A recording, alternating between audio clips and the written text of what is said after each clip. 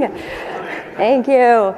Welcome to Emerson's 2025 Investor Conference. I want to invite everyone here in the room and those virtually online with us today. I'm Colleen Mettler. Many of you know me, and I got to meet some new faces this morning, so that was awesome. Thank you. 3 years ago, I stood on this very stage, welcoming everyone to Emerson's 2022 Investor Conference.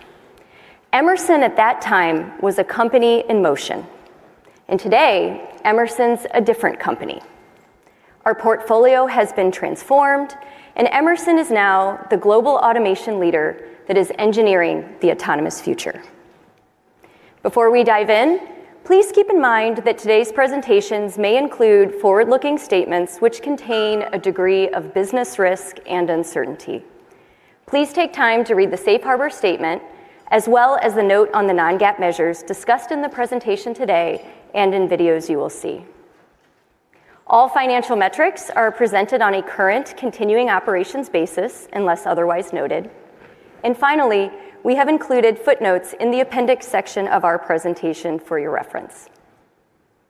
This morning, we filed an 8K updating our segment and group structure. Now that the transformation is complete, we are taking the opportunity to reorganize our segments and groups. This will simplify our reporting structure, aligning how we report our financials, how we provide guidance, and how we will deliver management discussion. Starting on the left-hand side of the chart, you can see our prior 6-segment, 2-group structure. And as we walk across the chart, you can see that we are eliminating one segment, dissolving the discrete automation segment, and distributing businesses from that segment into the respective technology groupings. Software and Systems Group, which was previously named Software and Control, continues to contain 2 segments: the Control Systems and Software segment and the Test and Measurement segment.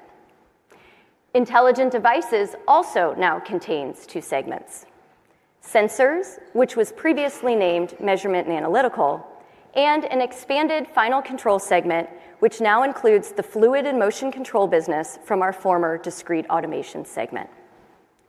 Software and Systems and Intelligent Devices make up our automation portfolio, which is about 90% of our sales. Branson and Appleton did not purely align to automation, and we have moved that to the Safety and Productivity segment and group, making up about 10% of our sales. In this morning's 8K filing, we've included 5 years' worth of history, and in our financial section of our Investor Relations website, you can now find a data analytic tool that will allow you to download not only the information in the 8K, but all the historical information as well into Excel for ease of model updates. Starting in Q1, we will be reporting these 5 segments in our financials, and we will provide guidance and management discussion by the 3 groups shown in the updated bar. In addition to the portfolio transformation, there were other transformations happening inside of Emerson. Here in the audience with us today, we have Lal's executive management team and our group presidents. Many are new in their roles over the last few years, but as you can see, we have a very long tenured and experienced team.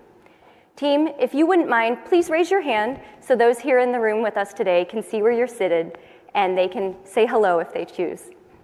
Thank you, team.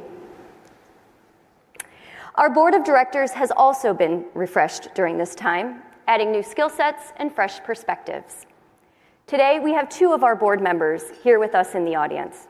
Jim Turley, our board chair. Good morning, Jim. And Gloria Flack, our compensation committee chair. Good morning, Gloria.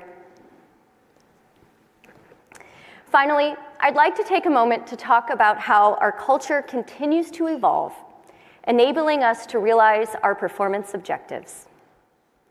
Our purpose has remained the same throughout the transformation, and our values continue to be our foundation.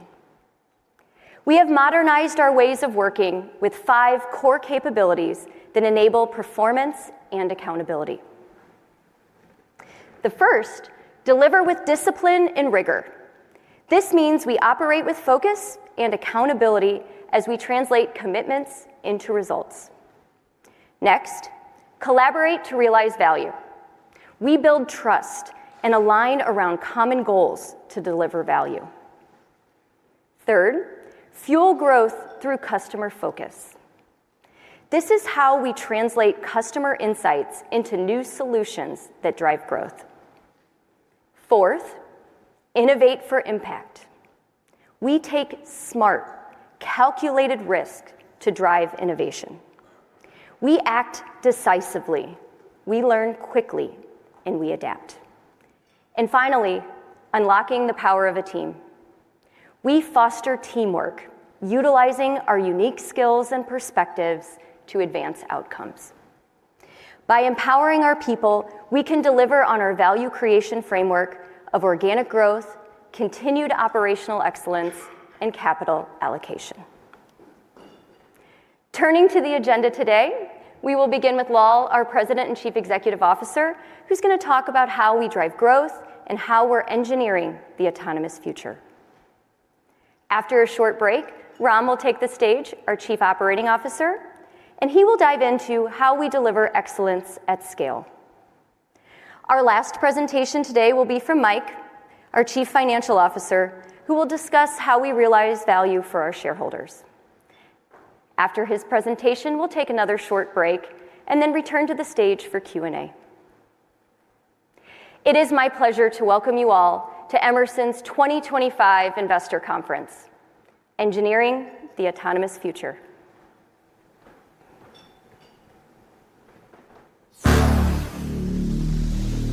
In 2021, we started this journey. Not to settle, not to stand still, to transform.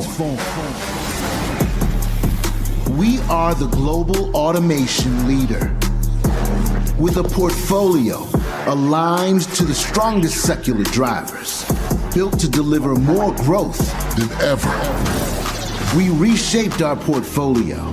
We divested the past. We invested in the future. Aspen Tech, NI, expanding Emerson's leadership in industrial software, a stronger Emerson. And the results? Unmistakable. Sales up, margins higher, cash flow stronger. But transformation is more than numbers. We rebuilt how we work, how we lead, how we listen. A refreshed board, a re-energized culture, and a team ready for what's next. The portfolio, the people, the performance. Together, they have created something new. This is Emerson. This is us, engineering the autonomous future.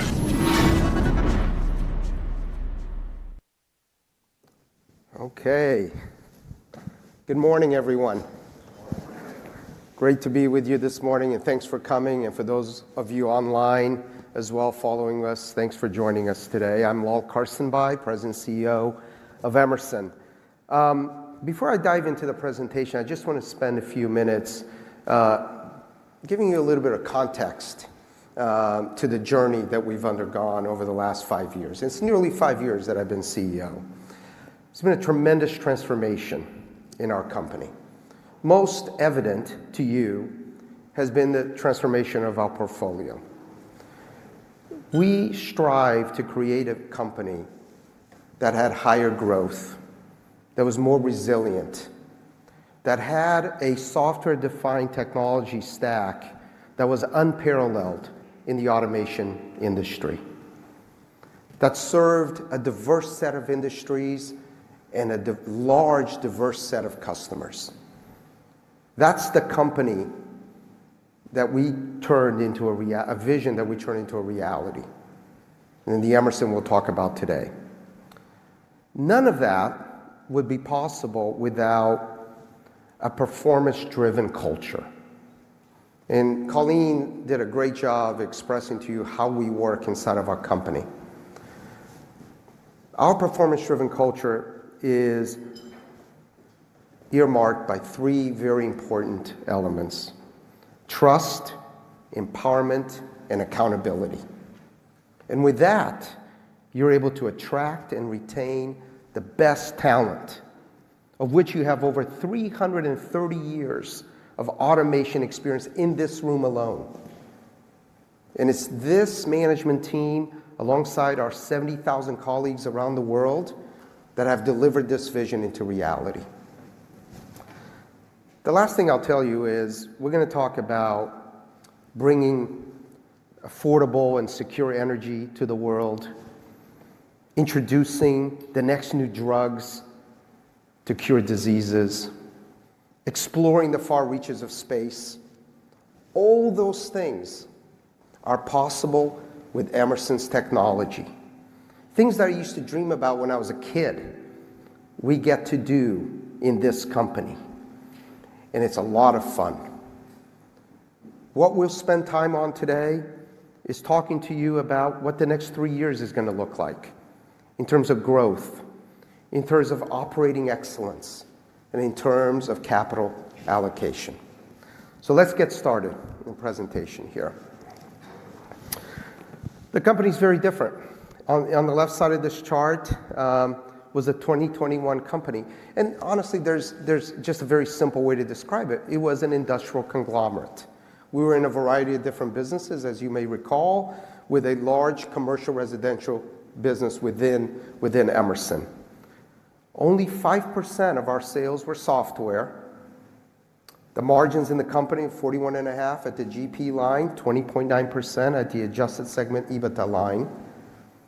And we underwent the transformation. In November 2022, when we last met at a Capital Markets Day, we were in the midst of that transformation. We had done the first step in the Aspen transaction. We had done the first step in the Copeland transaction. We were engaged with NI. We didn't talk about it publicly at that point in time, but that process had started. Over that period of time, from 2022 to 2025, we completed the journey. We bought in the remaining elements of Aspen. We certainly completed, now 2 years ago, the NI transaction. We completely got out of the Copeland business with Blackstone. Obviously, InSinkErator was sold as well. And the company that we have today is an automation-focused company with nearly 90% of our revenues tied to the automation business, a global leader in the automation markets.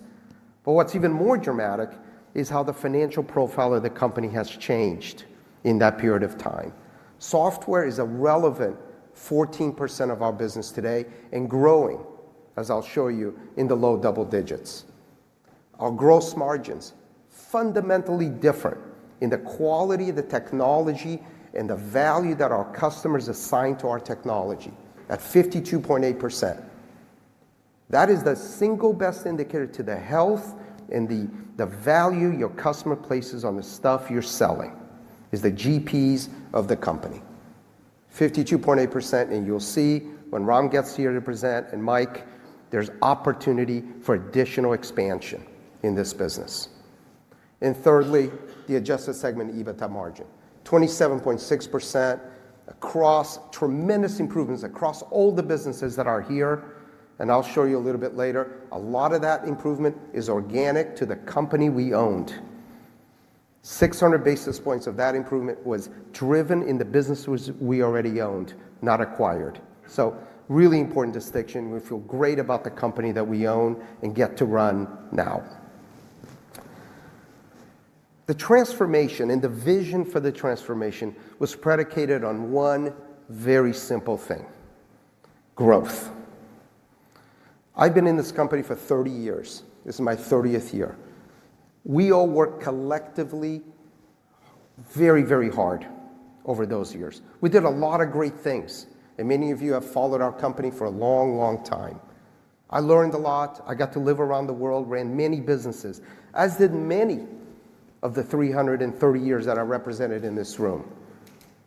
But what we struggled with since 1973 was growth.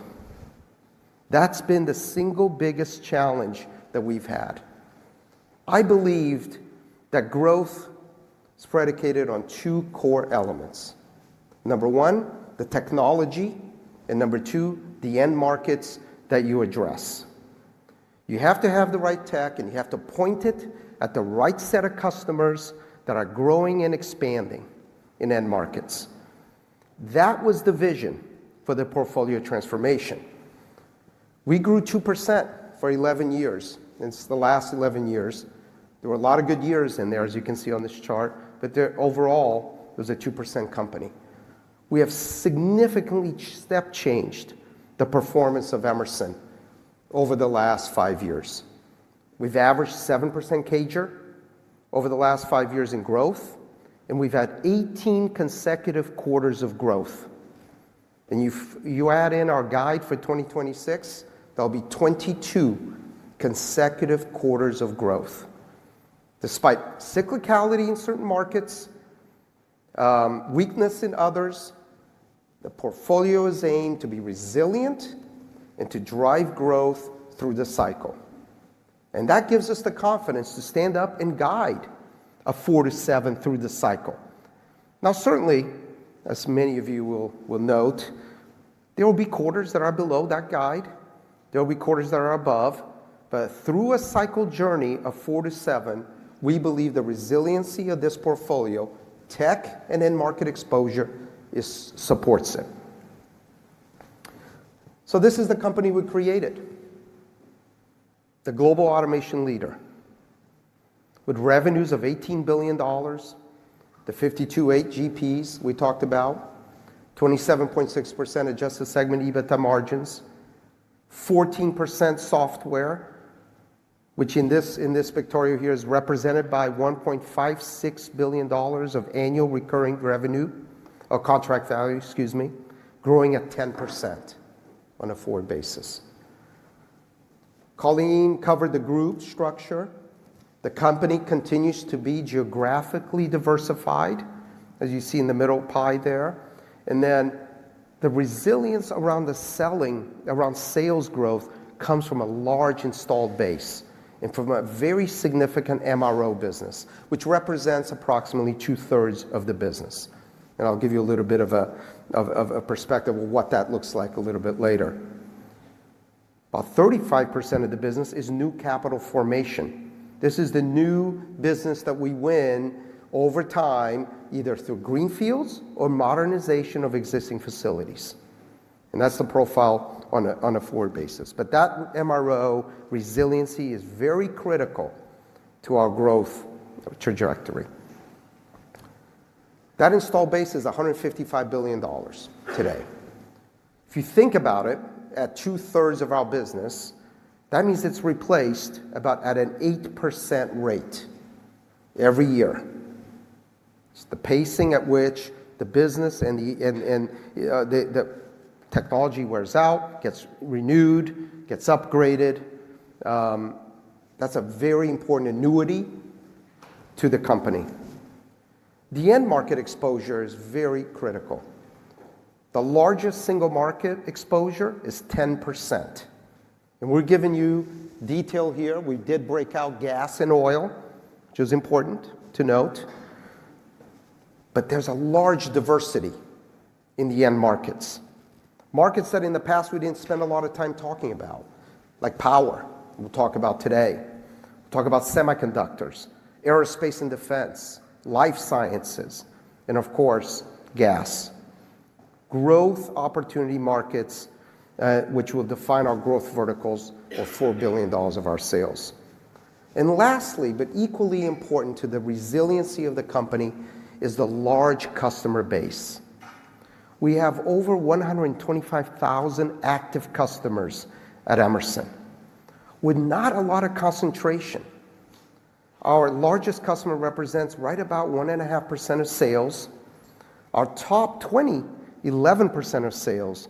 And just to give you some perspective, our 100th largest customer is $14 million. Our 250th largest customer is $6 million. But there's 125,000 of active customers. That's resiliency across the customer base and diversity across the customer base, which is very important to our business. And this is what we've done. This is what this incredible management team has delivered over the last 5 years. Yes, in the midst of very significant portfolio transformation, which we drove at the top, the operating executives of this company delivered phenomenal performance. We talked about the 18 consecutive quarters of growth, the 850 basis points of margin expansion at the GP line, the 700 basis points of adjusted segment EBITDA expansion, and doubling the EPS. We kept our eye on the ball. And a core element of our culture that's been part of our culture since Chuck was CEO has been operating excellence. That DNA is one that we carry forward with us. And if you mix that with the opportunity to drive a higher growth portfolio, that's the company we want to talk about today. So let's think a little bit about the value creation framework. Colleen introduced it. I want to dissect it and build it back up for you. The value creation framework is based on 4 parameters that are on this chart. We believe we have the right portfolio. We believe that we are the global automation leader with nearly 90% of sales exposed to the automation thematic and a strong MRO base of recurring revenue. Number 2, we believe we're in the right markets. That we, as I showed you, have broad market exposure and diverse sets of customers across the company. And some key verticals, which I'll walk you through, have accelerated growth potential over the next 5-10 years. We play in a large sandbox, $175 billion served market across the world that's growing mid-single digit. Thirdly, we have the right differentiation. Our software-defined technology stack is unparalleled in the industry. All 14% of sales in software, 14,000 engineers around the world that are driving innovation at a higher rate than we've ever invested in the past. And lastly, it's our financial profile. A strong company with growth opportunities in the 4-7 range and 40% incrementals on a forward basis as we move that GP up. That gives us ample opportunity to invest in our businesses and to deliver underlying EBITDA growth and EPS growth. So this is the framework. Organic growth, the 4-7 we talked about. Operational excellence, which will drive 40 points of incrementals. That's up from the 30 we've talked before. 10% EPS growth, and I'm going to give you some hard numbers around that as we go towards the end here. And 18 to 20% free cash flow margin in the business. This company is built for performance. This company is built for resilience. And it's built to deliver long-term shareholder value. So I'm going to talk to you about these 3 elements. We'll start with the growth, where I spend the bulk of my time. Ram will cover the operational piece, but I'll tease it a little bit for you. And Mike will dissect in detail the capital allocation piece, but I'll give you the headline there. But let's start with the growth piece. Remember, 2 core elements, technology stack and end market exposure, to think through this. The first thing to understand is, why is automation important? Now, I know that most of you get this, but I felt compelled to put this chart in here. Automation solves customers' challenges. And I'm sure that you can pick up the Wall Street Journal any given day and talk about productivity improvements, digital transformation. That's the kinds of things that automation solves. Complex operational challenges, lack of labor, retiring labor, driving for safer, resilient operations, and improving business outcomes. That's what drives investment in a $175 billion served market, 160 of which is automation and grows mid-single digit. These are the underpinnings of our market that drive the automation thematic for us, and why we felt very compelled that aligning to the market and to the growth opportunities within that market were important for our company. Here's the plan. We have the most complete automation portfolio in the industry. We are the market leaders. Every single one of these brands is number one or number two in their marketplace across the entire technology stack that you see here. The third thing I'll tell you is this plan is entirely organic. There is no M&A in anything that we'll show you today. $18 billion company growing $3 billion, or mid-single digits, but 5% is the CAGR, to $21 billion in 2028. That's largely driven by our control, intelligent devices, and safety productivity segments that grow from $15.5 billion to $17.5 billion in this time period, delivering $2 billion of growth, which is mid-single digit. And then our software business, our industrial software business, that grows from $2.5 billion in revenue to $3.5 billion in revenue over that same period of time. That is low double digits, driving $1 billion of growth in the business. I'm going to spend a little bit of time on that software piece specifically. It's a large market. It's a $30 billion served market, and the underpinnings and the drivers of that market are familiar to all of you. It's the IT-OT convergence. It's the data fabrics and industrial AI revolution. It's the automation of workflows across a variety of different industries. There are enormous spend dollars out there and commitments around next-gen AI, investments in equipment across industries, and in digitization of elements like the grid and major factories and investments. The way we will talk about our software business is on an ACV basis, on an annual contract value basis. That $2.5 billion in revenue translates to $1.56 billion of ACV in 2025. You can see on the bottom there the 4 brands of industrial technology that we take to market, the software technology we take to market.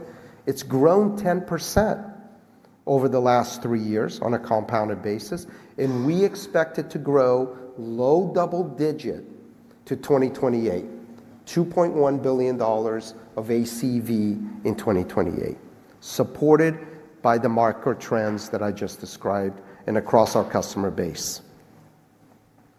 Now, why do we believe that we have the right to win in the software space? This is the history of automation. The x-axis represents time.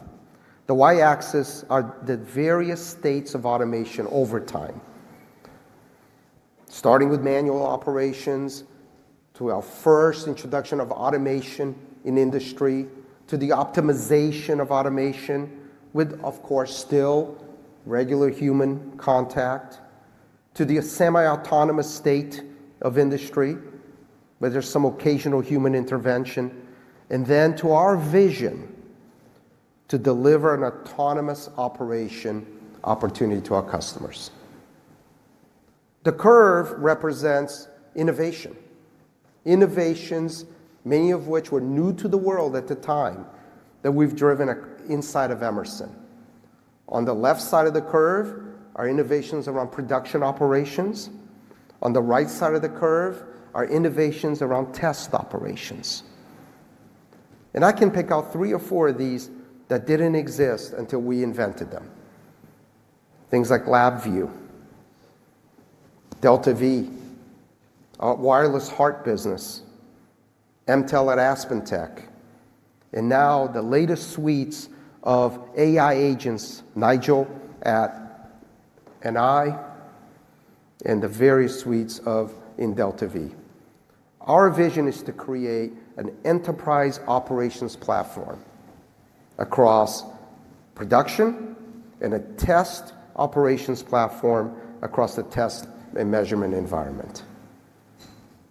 We believe we have the right to win. We believe we have the technology to be able to accomplish this. So let me walk you through each of the two, starting with operations, our enterprise operations platform. Now, I'm trying to keep this as simple as I can, and we'll hit this a couple times today.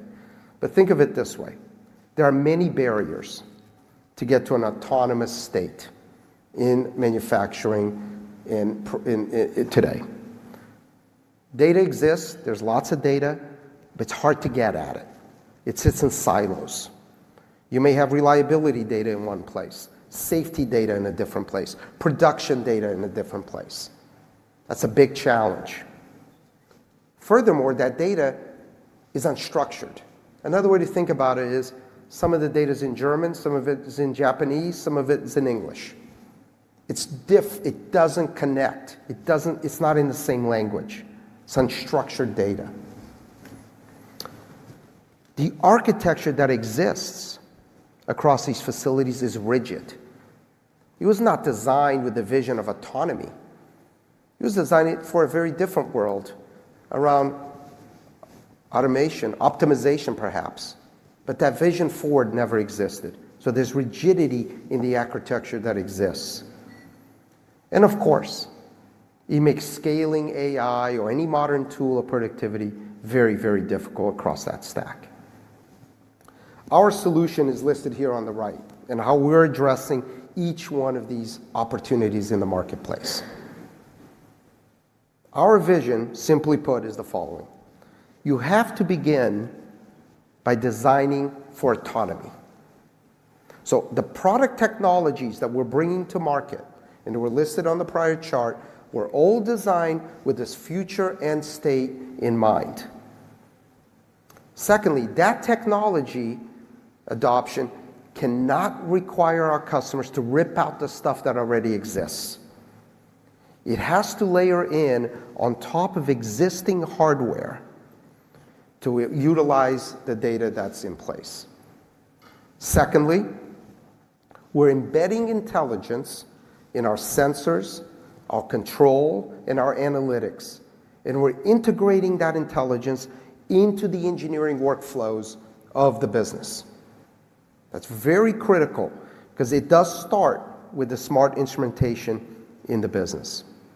And lastly, and critically important, we're developing unified data fabrics that enable our customers to drive to self-optimizing systems and ultimately to autonomous operations. Those are the three components of what's on this chart and how we're addressing this challenge for the industry. That same autonomous vision exists in the test environment. And look, customers are challenged with the same kind of stuff. They can't get at the data. There's too much complexity. The technology is disparate. But they're facing the same challenges in test as they are in production. They want to optimize yields. They want to optimize design and improve product. But with disparate tools that aren't connected and the data is not accessible, that is very, very difficult. And this is where our vision to create an NI test platform around unifying a data platform, making it available at the cloud and edge with modular test instruments and AI orchestrated workflows brings it to life. It's a significant opportunity and a vision where we can take this industry as the automation leader. So innovation is what will keep the technology stack evergreen and move us forward to deliver on this autonomous vision.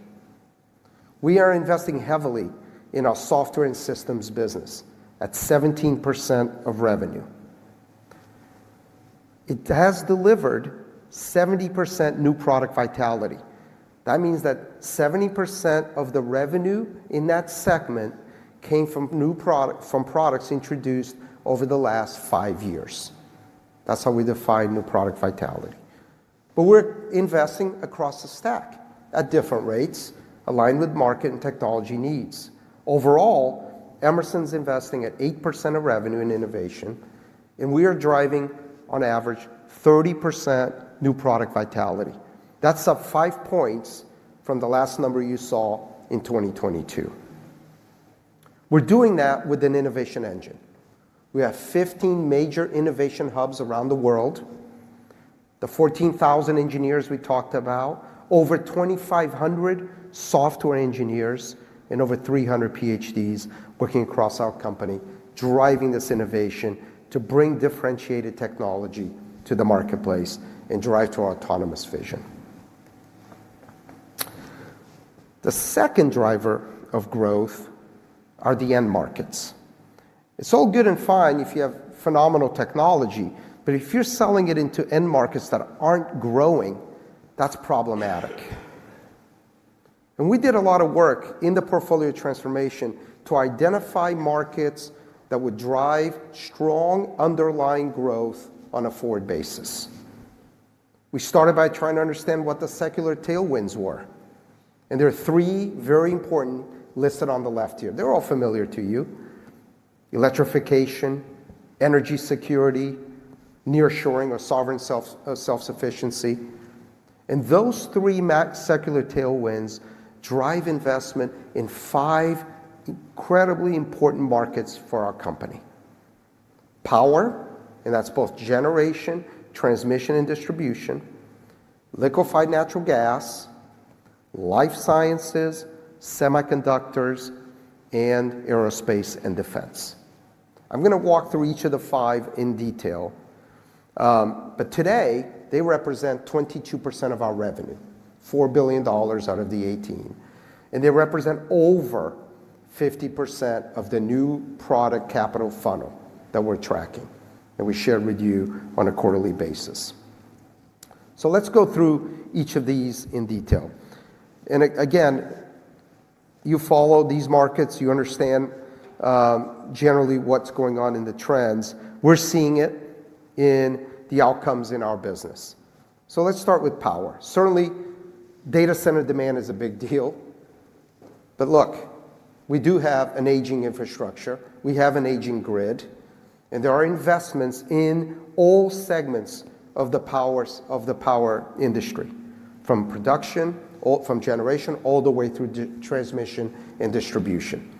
In the United States alone, we will have 400 gigawatts of new generating capacity between now and 2030. That's a 30% increase in generating capacity in the United States over the next 4 years. It's a very significant number. We have the number 1 position with Ovation in generating capacity controls. And we have the most advanced software platform for grid management, which sits inside of AspenTech. You can see the performance of our company on the left here. $2 billion in sales, 10%, we talked about, slightly over 10%, growing 8% from 24 to 25, and a large project funnel to support the future growth. Equally, liquefied natural gas. Now, liquefied natural gas, we've been talking about for quite a while, and for a reason. We've gone through 2 very significant waves. The first wave, you may recall, started in 2000, went to about 2010. The second wave went from 2011 to about 2020 odd. We're now in the midst of the third wave. The third wave starting in 2021, it will go to 2030.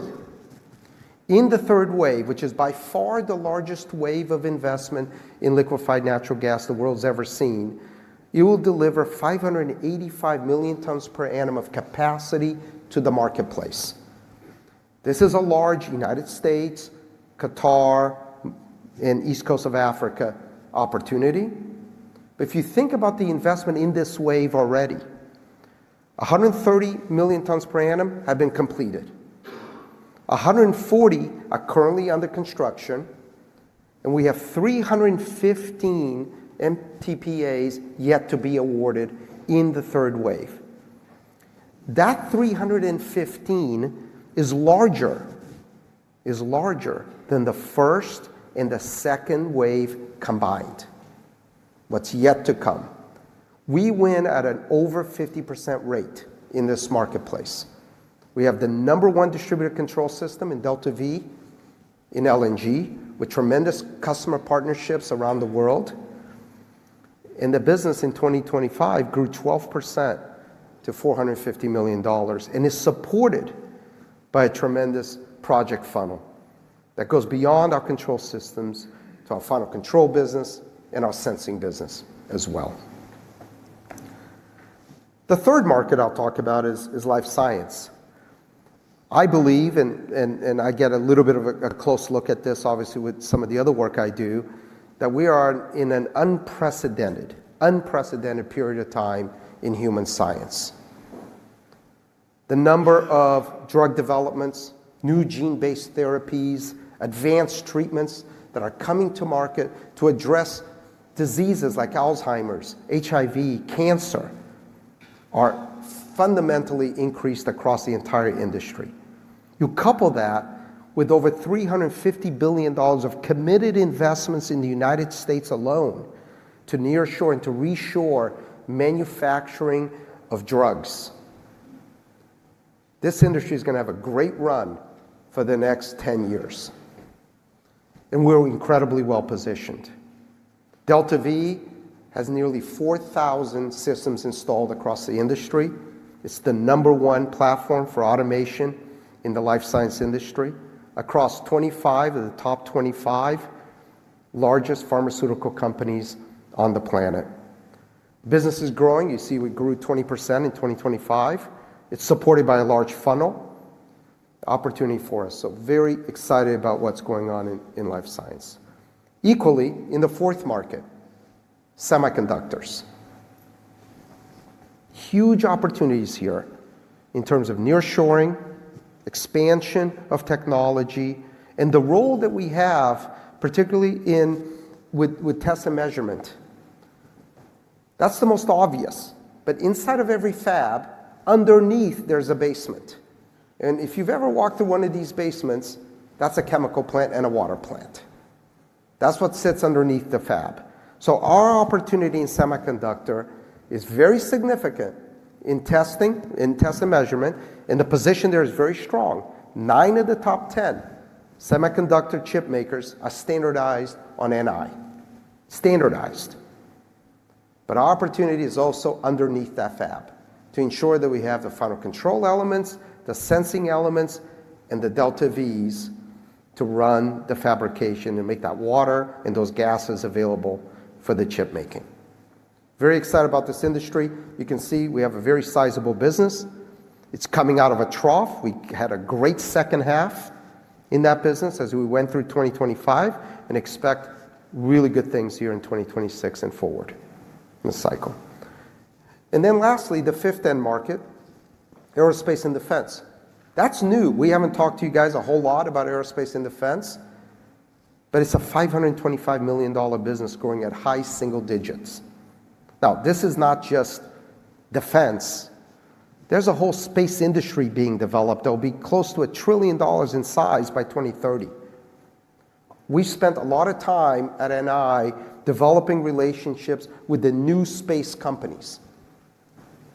And you can see we're standardized in 9 out of the 10 new space companies. We'll continue to invest in this business, and we believe with our strong modular test equipment position, ability to bring LabVIEW and AI, Nigel AI into the marketplace, will continue to drive our differentiation in the validation and production of electronics for the aerospace and defense industry. So that's the growth piece. Technology differentiation, driving to an autonomous future, and end market exposure. 5 key markets that will drive differentiated growth for our company. I'll touch on operational excellence, which I said is a hallmark of Emerson. This has been the journey over the last 5 years. 700 basis points of margin improvement. Now, you think when you trade a Copeland for an NI or an InSinkErator for an Aspen, that you'd naturally get adjusted segment EBITDA margin. But we actually did not. The core improvement here came from the organic, the company we already owned. It came from our Delta V innovation business, It came from our sensing business, from our final control business. 600 of the 700 basis points in the business. And we see more opportunity. Ram's going to talk through in detail, but there are three key levers for us. One, a very disciplined price culture in our company. Price for us is not a top-line number that we throw out at our businesses. It's something they build from the bottom up, taking into account the risk of pricing and products, taking into account customers and markets to adjust price. Secondly, we continue to have operational opportunities, whether that's cost reduction in products, in plants, rooftops, the advent of digital transformation of our own factories, and use of AI. That opportunity sits in that operational excellence segment. And then lastly, we did two large deals. NI, where we committed $200 million of run rate synergies. We completed that in 2025. That runs into the future. And AspenTech, where we committed to $100 million, originally in 4 years. Now we'll be done by 2026. We'll get the benefit of that $100 million run rate in this plan as we go forward as well.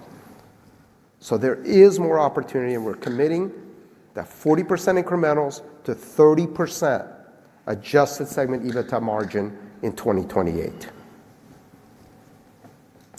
And lastly, now this story is going to be a little bit different. And we had to deploy a significant amount of capital, nearly a third of all the cash generated in the company, to reposition the portfolio. On the left are the sources and uses of cash over the last 5 years.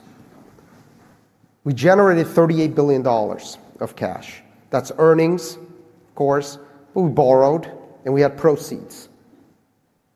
We used $24 billion of that to do the work to create this company. Predominantly, of course, NI and Aspen.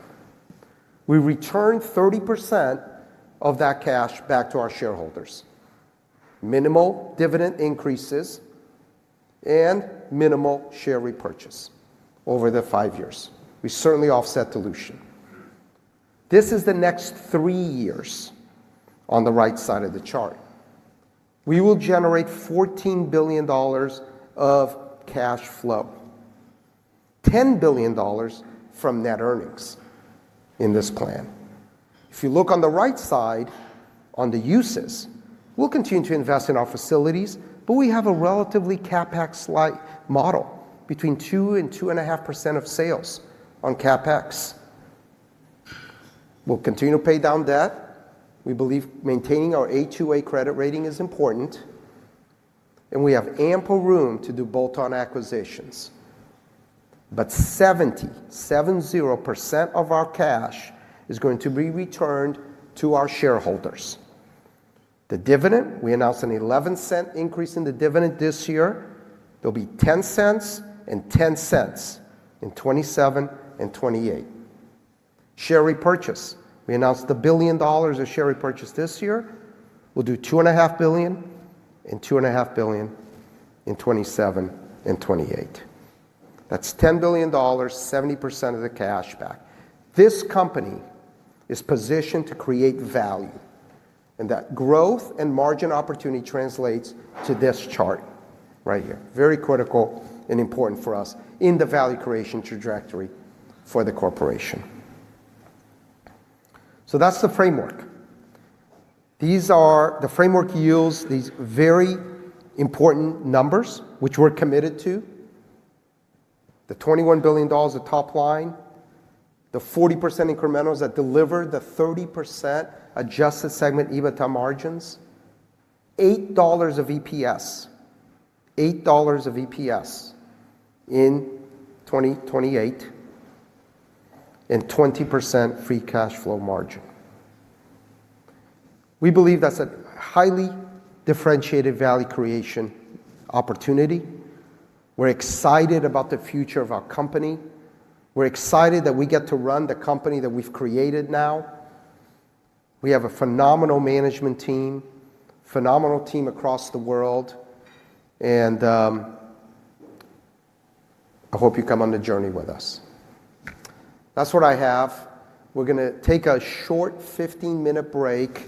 Please be back at, let's say, 5 past the hour, and we'll go from there. Thank you, everybody.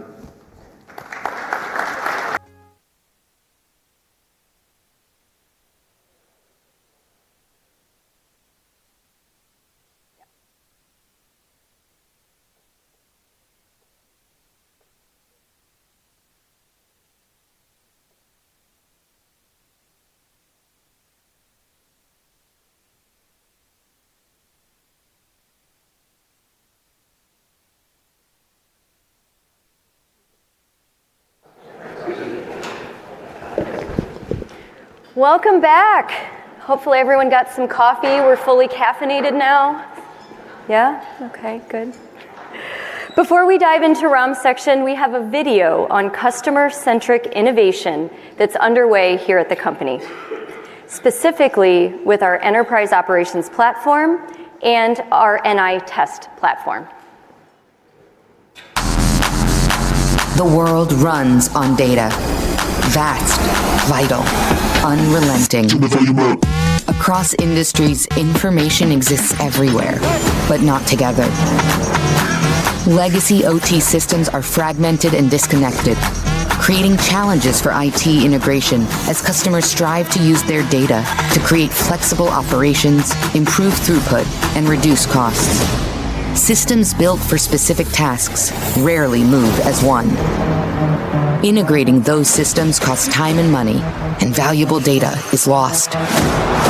Emerson is changing that, creating a software-defined platform for modern industry. The Enterprise Operations Platform unites the systems that run industry and opens a new category of enterprise-scale automation. It is a best-in-class suite of operation software with integrated workflows that brings together safety, reliability, control, and optimization across both legacy and new OT systems, including third-party software. At its core is a data fabric that connects directly to every source, organizing and contextualizing information so it can move freely between domains. This enables AI, coordinating AI agents and providing access to clean, usable data.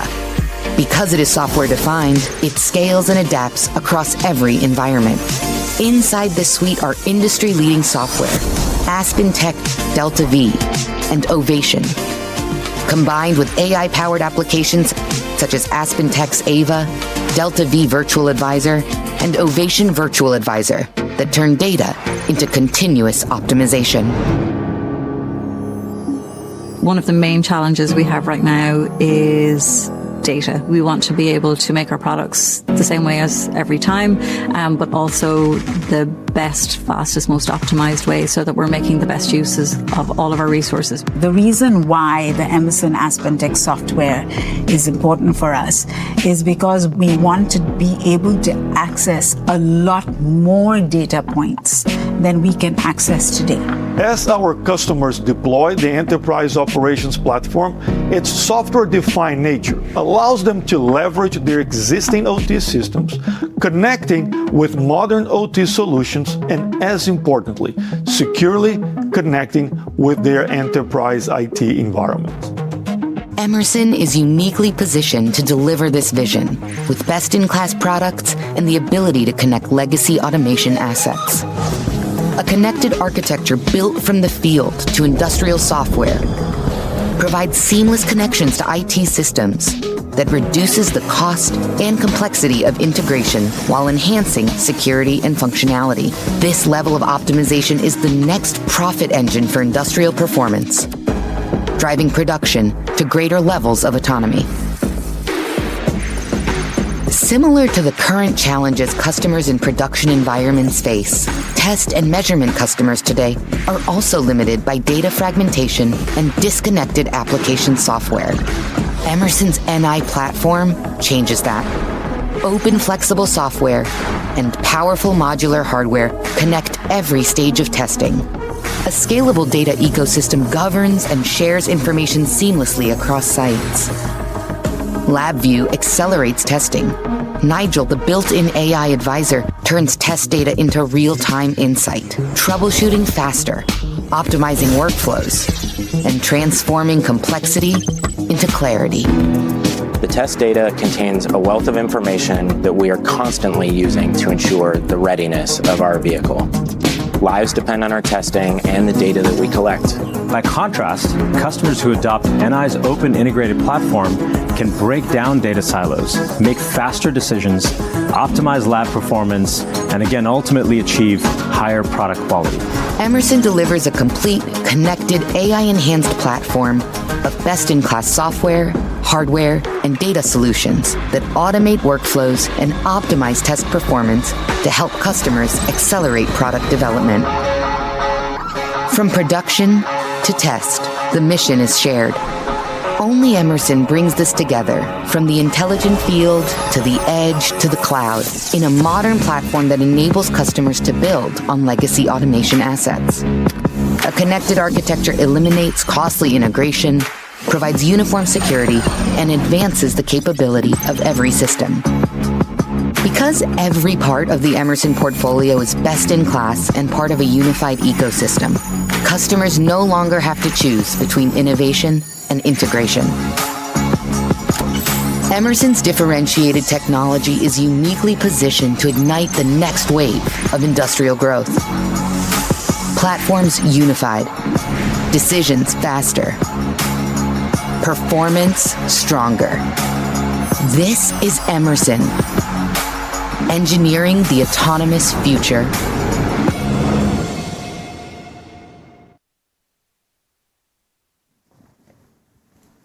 Okay. Good morning. How's everybody? Well, first off, great to see everybody in person. Many familiar faces in the audience. I think I know many of you, but for those I don't, my name is Ram Krishnan. I'm the Executive Vice President and Chief Operating Officer, and hopefully I'll get an opportunity to meet with all of you before we adjourn for the day. But most importantly, before I start off, I want to thank you for your interest in Emerson. Lal painted an extremely exciting plan that's ahead of us. I mean, we've had a great run the last 4 years, but what's more exciting is the plan that we have laid out, and it's an exciting journey, and I'm personally very energized to be a part of it. I'm going to cover 3 important topics today, starting with our automation segment leadership, which clearly presents a winning formula for us as Emerson to engineer the future of autonomous operations for the industry and our customers. And as you saw in the video, there is meaningful customer-centric innovation underway across the company, and we believe we're poised to separate from the competitive field as we bring this innovation to our customers. I'll talk about the 2 groups that we laid out, systems and software and intelligent devices, and the 4 segments that define those groups, and the important programs around innovation and commercial excellence underway in each of our segments. 2, the margin runway and the forward plan. We laid out a roadmap to 30% adjusted segment EBITDA margins by 2028. That's 240 basis points of improvement at 40+% incrementals. I'll lay out the specifics of how we plan to drive that. Again, historically, we've driven 700 basis points over the last 4 years, 160 basis points in 2025. So there is momentum, but we have more opportunities ahead of us to drive to that 30% margin. And then finally, the differentiated management system that supports this value creation framework and underwrites this plan. So as you can see in this chart, I'll start off with the segment leadership. We clearly, as Lal showed, are the global automation leader with category leadership across all elements of the technology stack. Our $6 billion software and systems group is the category leader in control systems and optimization software for production operations, and modular software design test systems for test operations in our test and measurement business. You can see, Lal showed you this, The Delta V control system, 25 of the top 25 life sciences companies use Delta V for their automation needs. From an innovation perspective, 50% of US power generation is automated by Ovation, 20% globally from a capacity perspective, 30% on a consumption perspective, given the automation we deploy into coal, natural gas, and nuclear. On the AspenTech front, from an optimization software perspective, 19 of the top 20 chemical companies use Aspen for their optimization needs. And then from an NI perspective, 9 out of the top 10 semiconductor companies use NI for validation and production testing. So phenomenal leadership position with our customers, category leadership, which I will highlight for you in many of the categories we play in systems and software. So very well positioned there. And then moving to our intelligent devices group, here we clearly are the undisputed leader in measurement and analytical sensors, pressure, temperature, level, flow, and analyzers that are used, and then final control elements, which are valves, actuators, and regulators, a critical and a differentiated part of the automation technology stack. Brands that you would recognize like Rosemount and Fisher, you can see the installed base of Rosemount pressure sensors, 12 million plus. The number of operating hours of wireless sensors from Rosemount, 70% of the world's LNG flows through Emerson valves, primarily Fisher in our lineup of isolation valves, and 90% of the world's nuclear plants operate with Emerson valves. So again, great positions within the served markets we play in, and we are poised to lead and separate in many of these categories, which I will detail out for you. Starting with our software and systems group, playing an $85 billion served market that's growing mid-single digits with leadership position in 40% of the served market. So number one or number two. Clear number one positions when it comes to our Delta V control system across the process industries. Ovation is the category leader in control systems for power and water, AspenTech in modeling and optimization software, and NI when it comes to test automation systems across a variety of industries. So again, 40% of the served market were number one or number two. A very differentiated financial profile for this business. $6 billion in sales, 60% gross margins, 31% adjusted EBITDA margins, $2.5 billion of software, which is about 43% of sales, and a $1.56 billion of annual contract value. Balanced geographic exposure, 65% MRO with a $40 billion installed base. And as you can see, we delivered strong historical performance in this group. Back four growth was 7% organic CAGR and margin expansion of 13 points, driven by the softwarization of control systems. It's a hugely important initiative for us as we move the industry towards software-defined automation and set the foundation for the enterprise operations platform. That had a meaningful role to play in the margin expansion in the back four, and then the acquisition synergies, the $200 million of acquisition synergies at NI that we executed in the plan. Going forward, the through-the-cycle targets for this group and these two segments, 6 to 9% organic growth, 45% incremental margins, and as I will show you, game-changing innovation underway in both these segments and this group will support these through-the-cycle targets. I'll lay out 3 critical areas of innovation in this group where we're making meaningful investments to win with our customers and move the needle for the industry. Starting with the enterprise operations platform. Lal talked about it.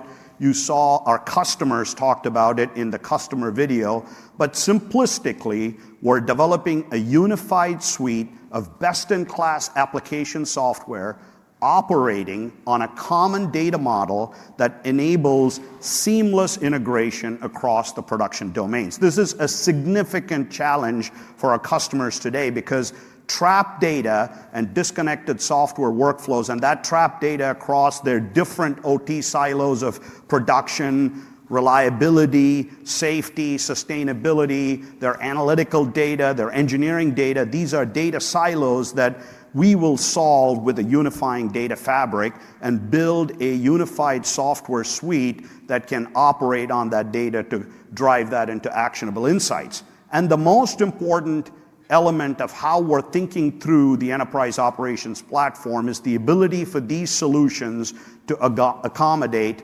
legacy automation infrastructure, which gives us a huge playground to go into existing customers to deploy the enterprise operations platform to unlock meaningful value without having them to rip and replace their legacy automation infrastructure.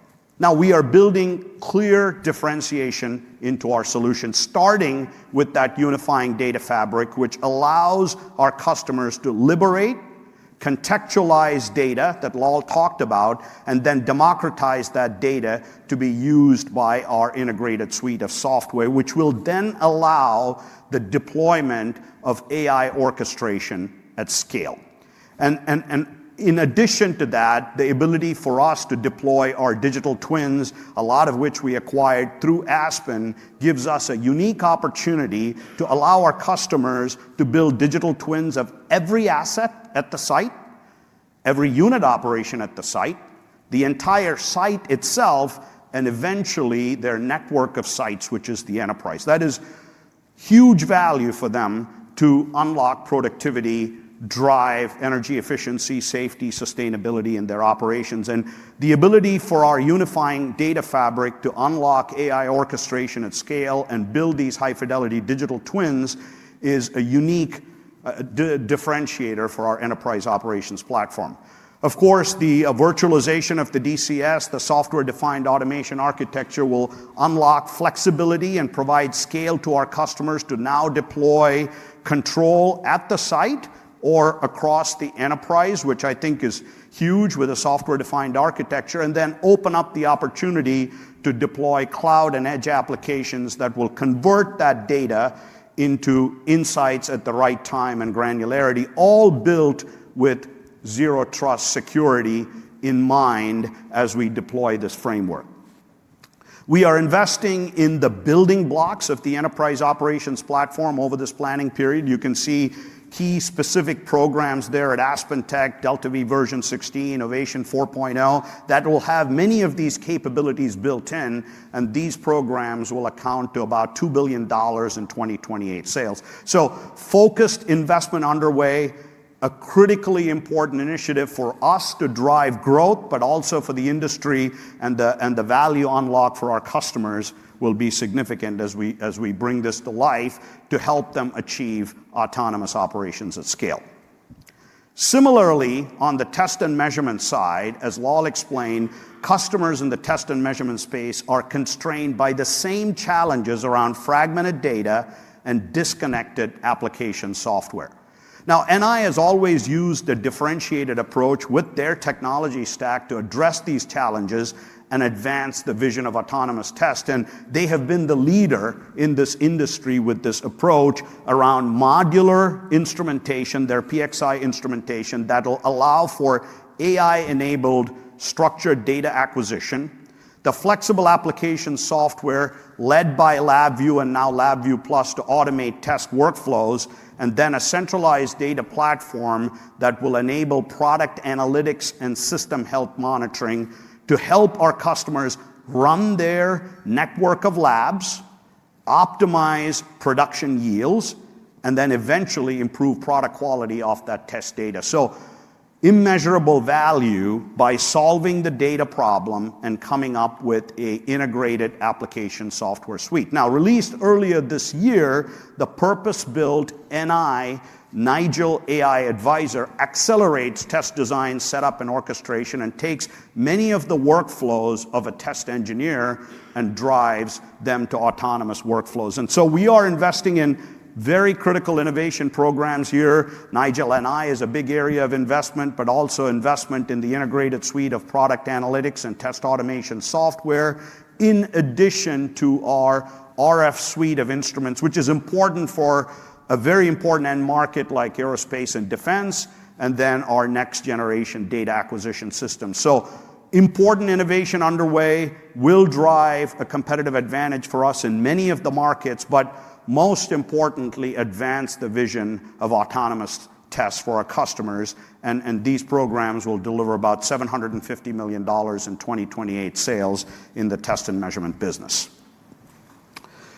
Finally, we are taking a practical and programmatic approach to AI, building on decades of experience in machine learning for process control, optimization, and test. And our right to win here is defined by first principle models. We have a lot of experience in first principle models with deep OT expertise and the ability to train our agents on decades of OT data anchored in trust and reliability for our customers. And we believe this gives us a clear advantage today in Gen AI models for task automation, which is really where we are and where the industry is, through these AI advisors that we've developed. And you can see examples of products we've released at Aspen Tech around accelerating and optimizing operational decisions, abnormal situation prevention with the Ovation advisor that we've developed, predictive reliability insights at Delta V,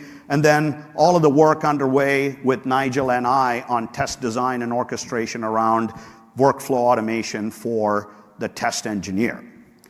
We will continue, we believe, to separate from the field as we drive from task automation to complete autonomous workflows in an agentic framework where effectively integrating generative and agentic AI to drive meaningful value. But our right to win will be defined by our understanding of the first principle models, access to OT data, and deep OT domain expertise.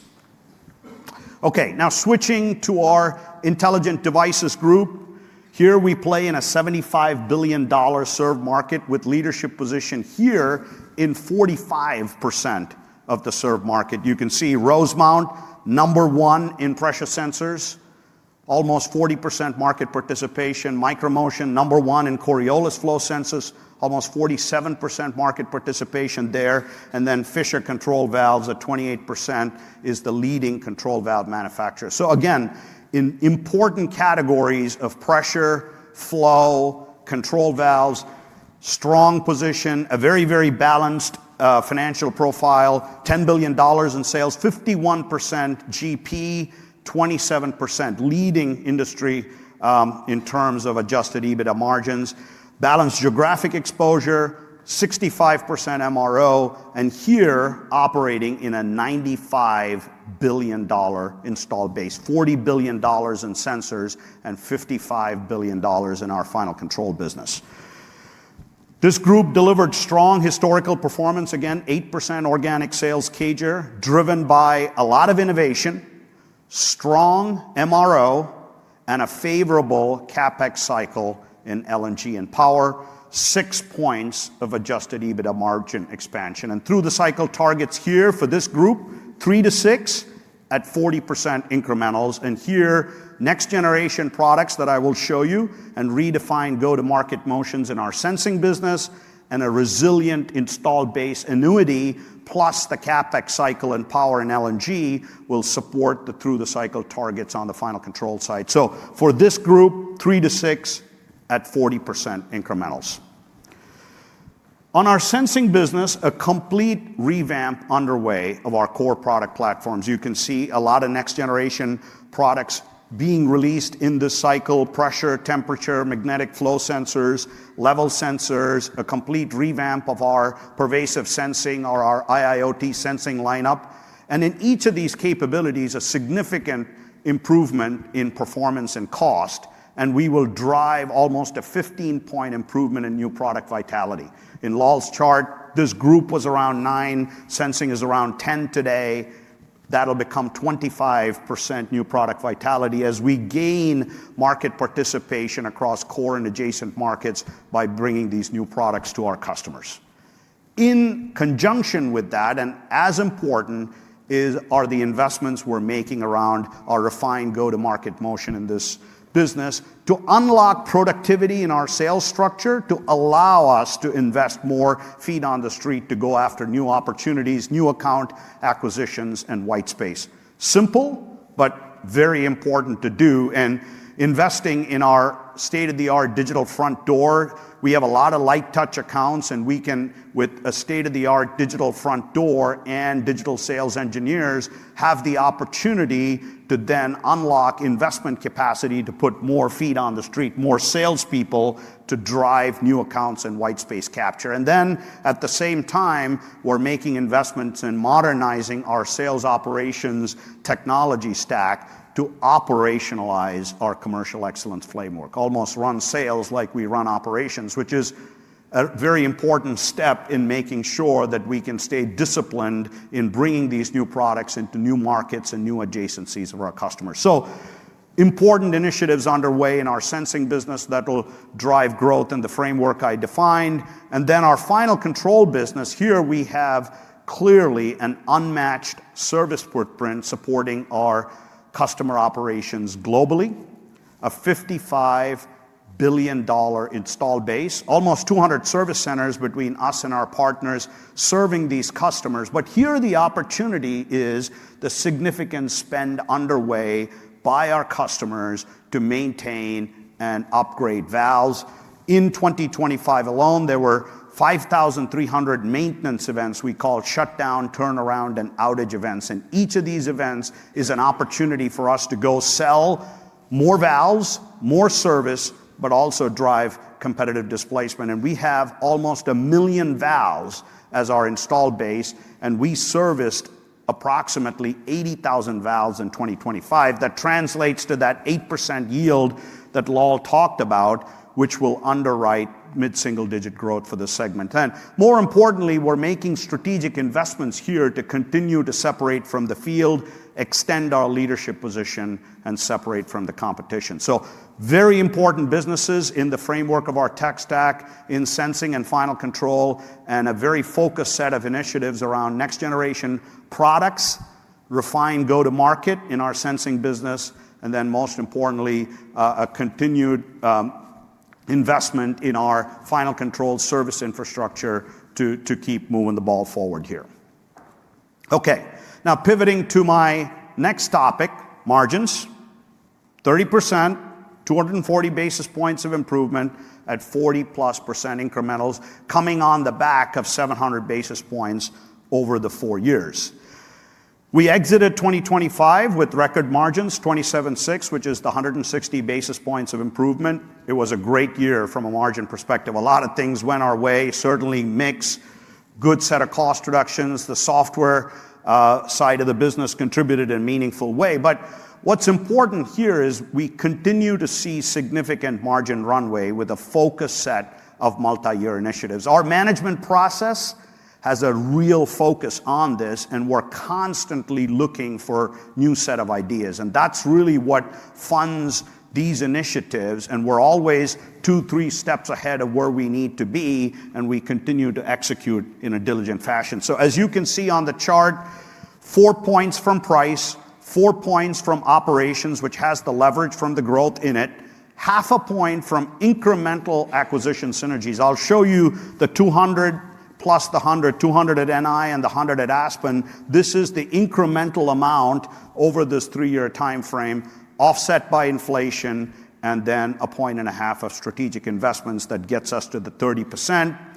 Time-proven levers is what I call them. Price, our operational excellence programs, where we have a new set of ideas, and then the full realization of the acquisition synergies. Starting with price. It is a critical lever for us for profitability, but also growth in the new Emerson. As Lal described, our diverse customer base, the many industries we play in, the high percentage of MRO, 14% software mix that gives us the ability to get automatic price escalators, and then our market leadership position that I just described across many of our product lines supports value-based price positioning. So we're starting with a very, very good foundation with the discipline in our management process to make sure it's always an important part of our go-forward plan. And price staying above net material inflation is something this company has always executed well. The new Emerson has a much better ability to continue that journey in a meaningful way. So we built a 2% price into the plan. We did 2.5% price in 2025. We guided 2.5% in 2026. Obviously, the tariff dynamic supporting that, and then we've built in 2% into 27 and 28. The organizational muscle to deliver on price is built into our commercial excellence framework through fundamental pricing strategies. Our businesses execute this day in and day out, and this is a very, very important part of our thesis.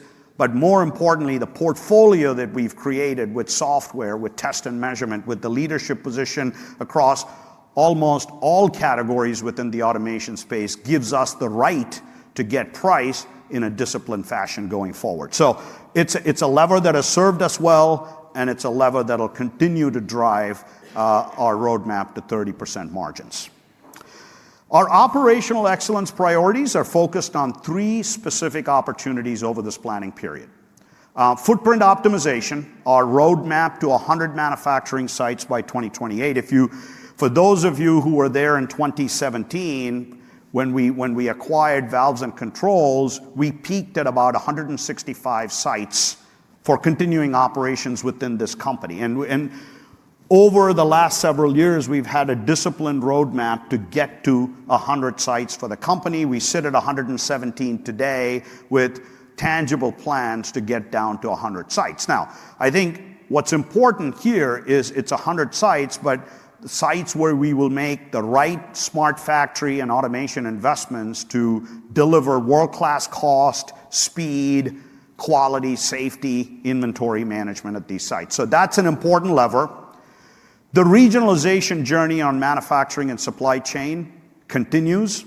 Today, we sit at 85+% of our cost of goods regionalized. Supply chain regionalization is north of 90, but from a cost of goods perspective, 85+% of our cost of goods regionalized. We operate in 42 world-class best cost country manufacturing sites. I've laid that out in the chart. This is truly an important cost advantage for us and a speed advantage for us, and we have an opportunity in this plan. Today, 60% of our manufacturing headcount is in best cost country. That'll move by 5 points. But most importantly, what this allows us to do is get an unmatched cost structure with speed and resilience. This has been a traditional strength of ours, but there's more opportunity here, and we're continuing to invest to get to the 100 manufacturing sites and continue to strengthen the regionalization of our cost of goods and supply chain footprint. And then the third initiative is really the new frontier, the next frontier of productivity, particularly when it comes to enterprise functions, which we've been able to centralize for the new automation company through agentic AI operating models. And the 2 areas where we see the biggest opportunities are finance and customer care. We're investing in a centralized enterprise-driven technology stack with an agentic layer, with an enterprise data lake to allow us to capture these opportunities. And we believe there's about 30% productivity gains across both these functions as we deploy this framework. We're early in this journey, but we do believe that what we're learning so far, this would be a great opportunity to continue to drive productivity in our enterprise G&A functions. And then finally, I'm very proud of our global teams that delivered on our acquisition synergy commitments on both NI and AspenTech. It has had a meaningful impact on our plan to date and will be an important element of the go-forward plan that we have laid out. We talked about $200 million in NI synergies. All actions, as we said, have been completed in 2025 to achieve this run rate set of cost synergies. And this will drive NI margins to 31%, which is what we committed to by 2028. And similarly, on the Aspen front, $100 million of planned run rate cost synergies by 2026 as we exit 26, 2 years ahead of plan, and will drive AspenTech margins to 55% by 2028. So a great body of work, robust M&A processes that we have put in place in the new Emerson, built into our management system to deliver on these type of commitments. But it starts with commercial due diligence and evaluation, which is an important part of the processes prior to buying these companies, rigorous integration planning with outside support, but with well-invested teams, and then most importantly, putting the right people into these businesses, a combination of great people we acquired from these businesses, but the right Emerson leaders into these businesses in the right functions to help us deliver on this. And certainly, our M&A muscle has become a significant strength for the company. I think it's an important capability that we've built. It served us well with NI and AspenTech, but more importantly, gives us confidence that as we do additional deals, not much in this plan, but going forward, we will have a great set of capabilities to deliver on our synergy commitments. So that brings me to the final topic, which is our differentiated management system that supports this framework, underwrites this plan. I will say this is the funnest part of my job. The opportunity to drive a consistent and well-defined set of management engagements with these businesses and these business leaders throughout the year to drive collaboration with appropriate levels of planning and control. And we do spend a lot of time in planning and then executing on the plan, but long-range planning, annual planning around growth, margins, and talent to optimize business outcomes, it is a high-touch process. I mean, Lal and I have worked in pretty much every business within the company, so that makes it very enjoyable. It is what it allows us to do is drive speed around decisions and investments. We don't take a lot of time. A lot of our business leaders have worked with us. They've been with us for a long time.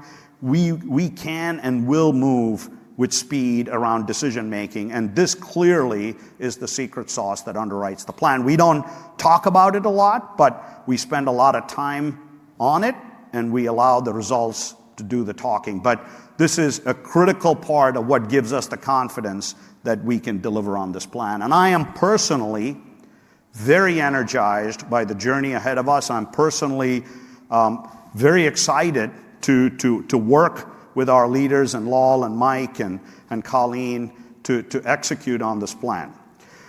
So I will leave you with a customer video that shares their excitement around how our technology is helping them solve industry challenges, following which Mike will come up and talk about our financial framework to close out the session. Thank you.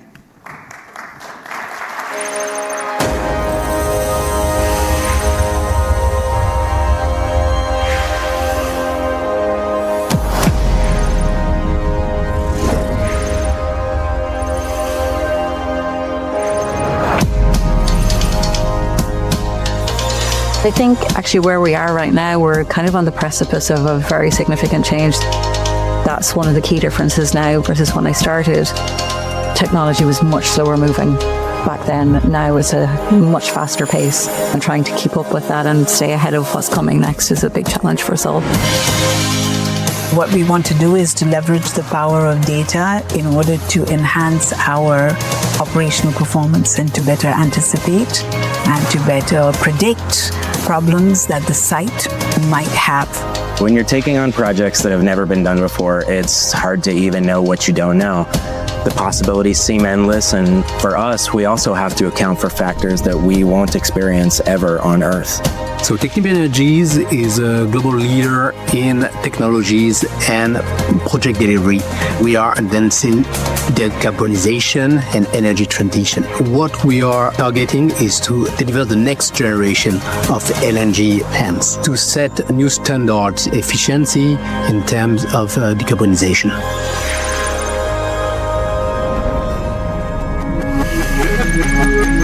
Emerson has a lot of very strong engineers and data scientists. It was important for our teams internally to get that confidence, to understand the system, to feel that they were talking to somebody who's understood our businesses. Finding the right mix of tools that fit our requirements wasn't easy.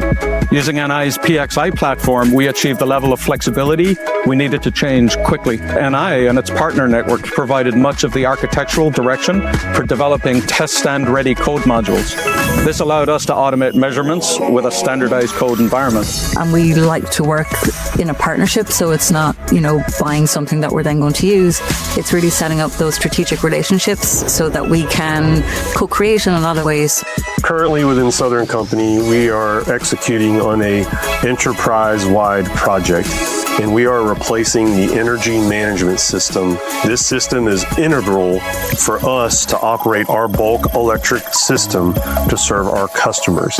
And we're thrilled with the partnership that we have with Emerson. Emerson is one of our top supplier for automation and instrumentation. When we are selecting Emerson is because they are the best in the competition. This outcome is coming from the performance of Emerson on the previous project that we executed together.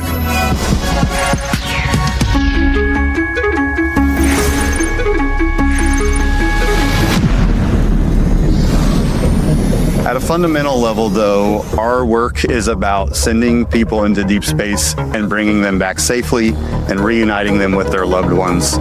That's the real impact our team is supporting. At Southern Company, we look to automation to solve and enhance our business to better serve our customers. A great example of this is in our combined cycle fleet. Now we are seeing more consistent startups and more efficient operation of our units.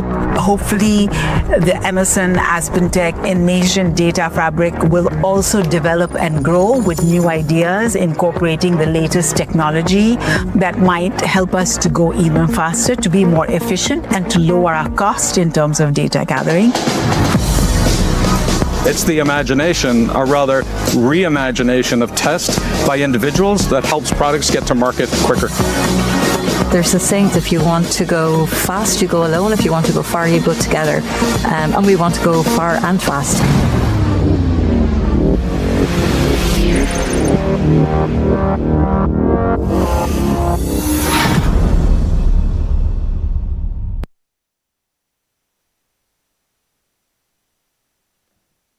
Okay, good morning, everybody. I'm Mike Bachman, Emerson's Executive Vice President and Chief Financial Officer, and I'm excited to be here today to talk to you about how we plan to realize value for shareholders over the next 3 years. I'll take you through the plan in a little bit more detail than you've seen, and there'll be lots of numbers, as you would expect, but there's going to be 5 key numbers that you've heard before that represent our targets for 2028. And that includes $21 billion of revenues, 30% adjusted segment EBITDA margins, $8 of adjusted earnings per share, a cumulative $12 billion of free cash flow over that 3-year period, and we plan to land 2028 at a 20% free cash flow margin. So those are the 5 key numbers.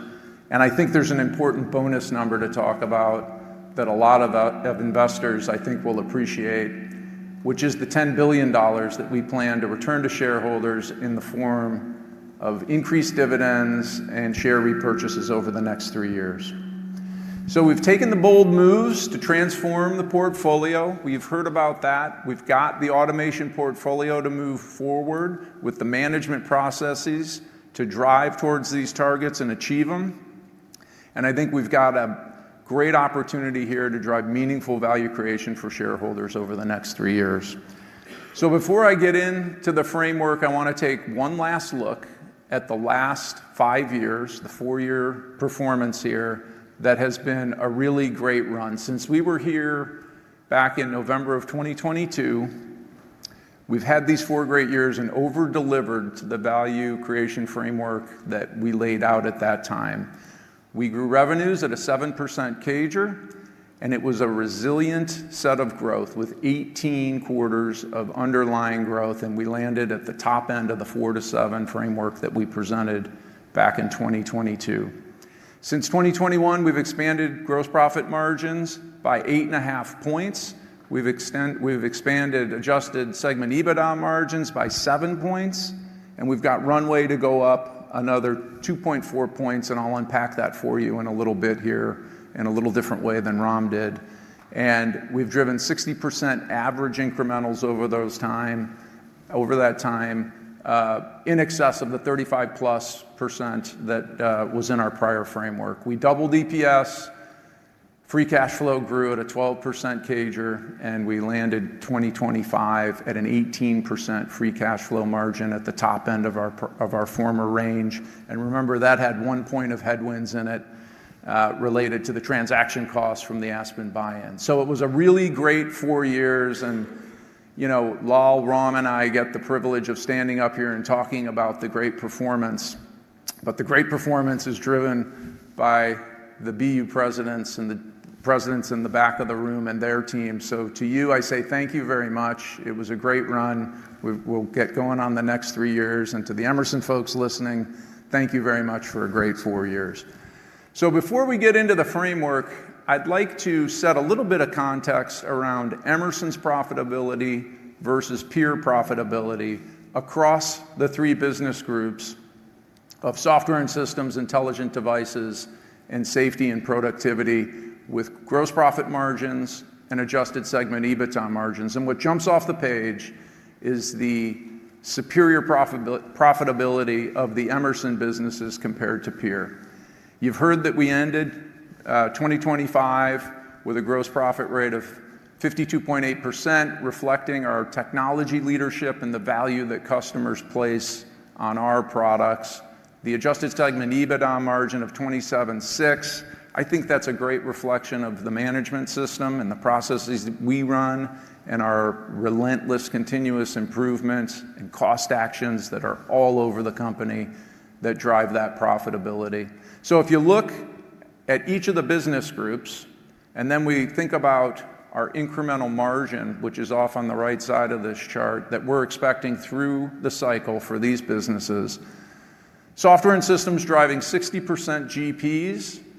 That's where the software revenue is. It has a very good mix of businesses in there. 60% GPs, 45% expectation of incrementals. Intelligent devices, 51% GPs, expectation of 40% incrementals through the cycle. And then safety and productivity, a little lower at 43%, but 22% adjusted segment EBITDA and a 35% expectation of incrementals. That 45, 40, 35 is the support for the 40% that we're expecting through the cycle. And we'll continue to talk to you about the business in these 3 groups as we move on. So now getting to our value creation framework as we move forward, and the key numbers that I talked about that you've seen before. Starts with the $21 billion of revenue, 5% growth expectation in each of the next 3 years. That'll be led by software and systems, growing in low double digits, control systems and intelligent devices growing mid-single digits, and that'll support our 4 to 7 growth through the cycle value creation framework right in the middle there. 30% adjusted segment EBITDA, expecting 2.4 points of margin expansion. Ram talked about that. I'll show you the bridge for that in just a second.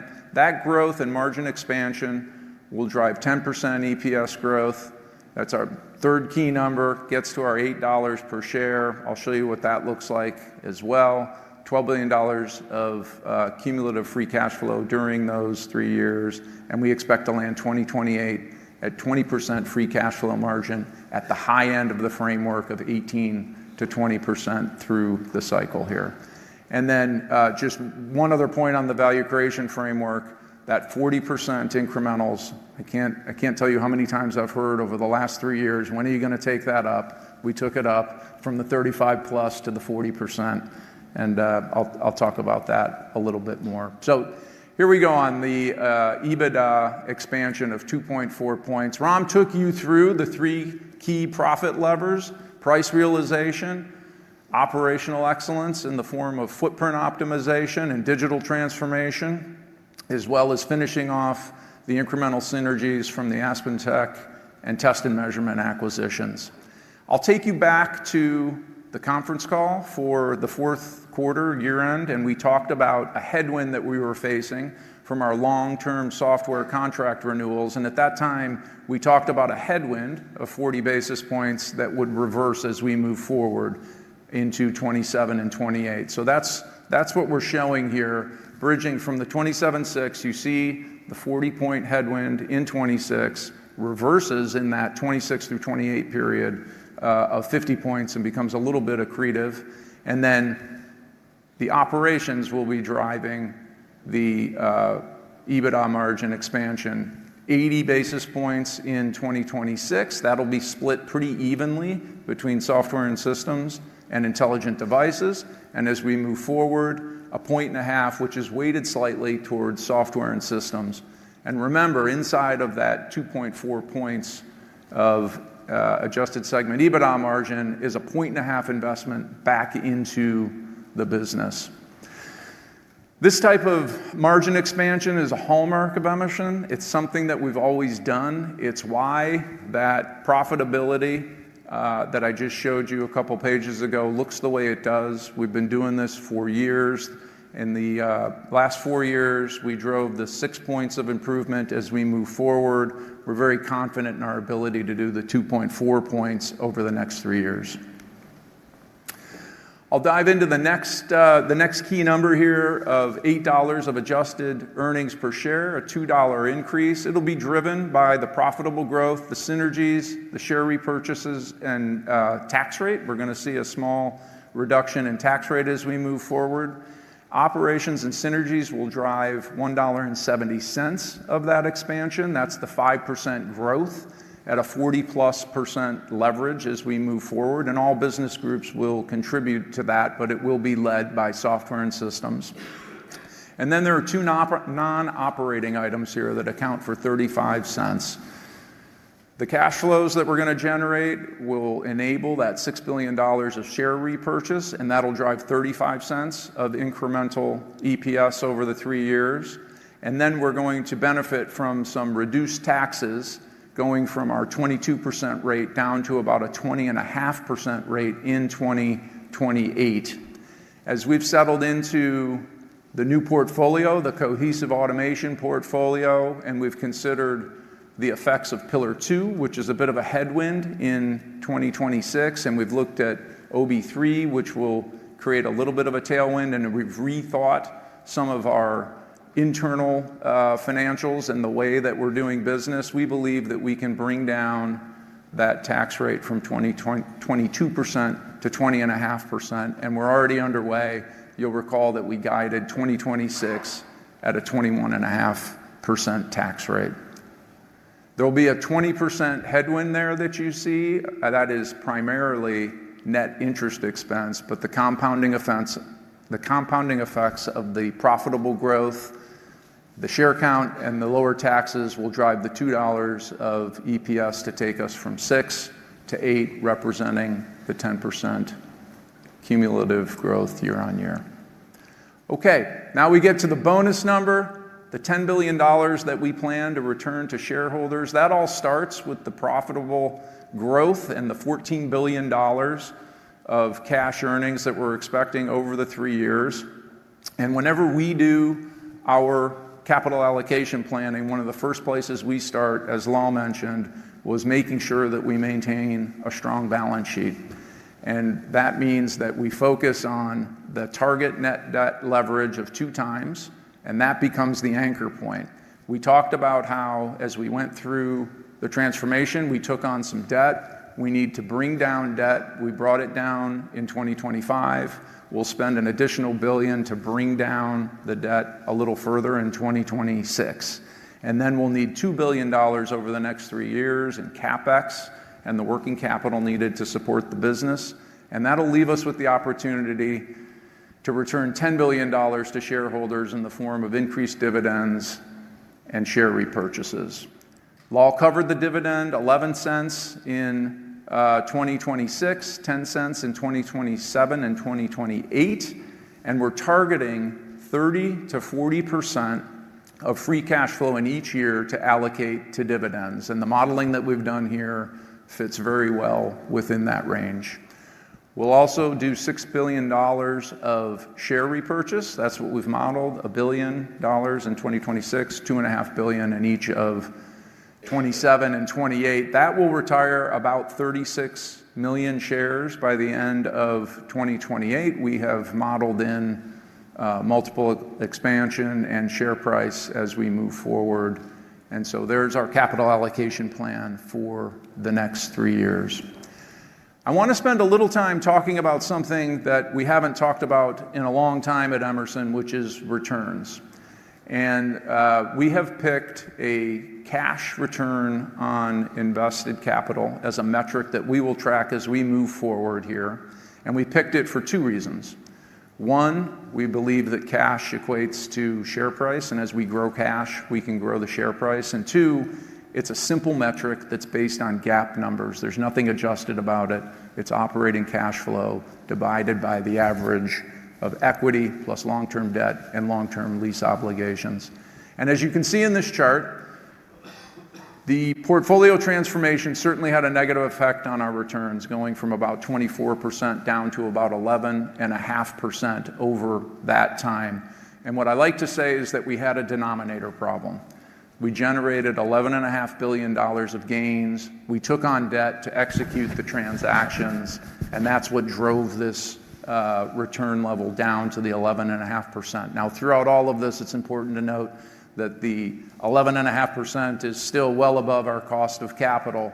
And the good news is that as we move forward, the combination of growing operating cash flow at 9% and distributing $10 billion of the earnings out to the shareholders should drive us to about a 12.5% cash return on invested capital to 16% by 2028.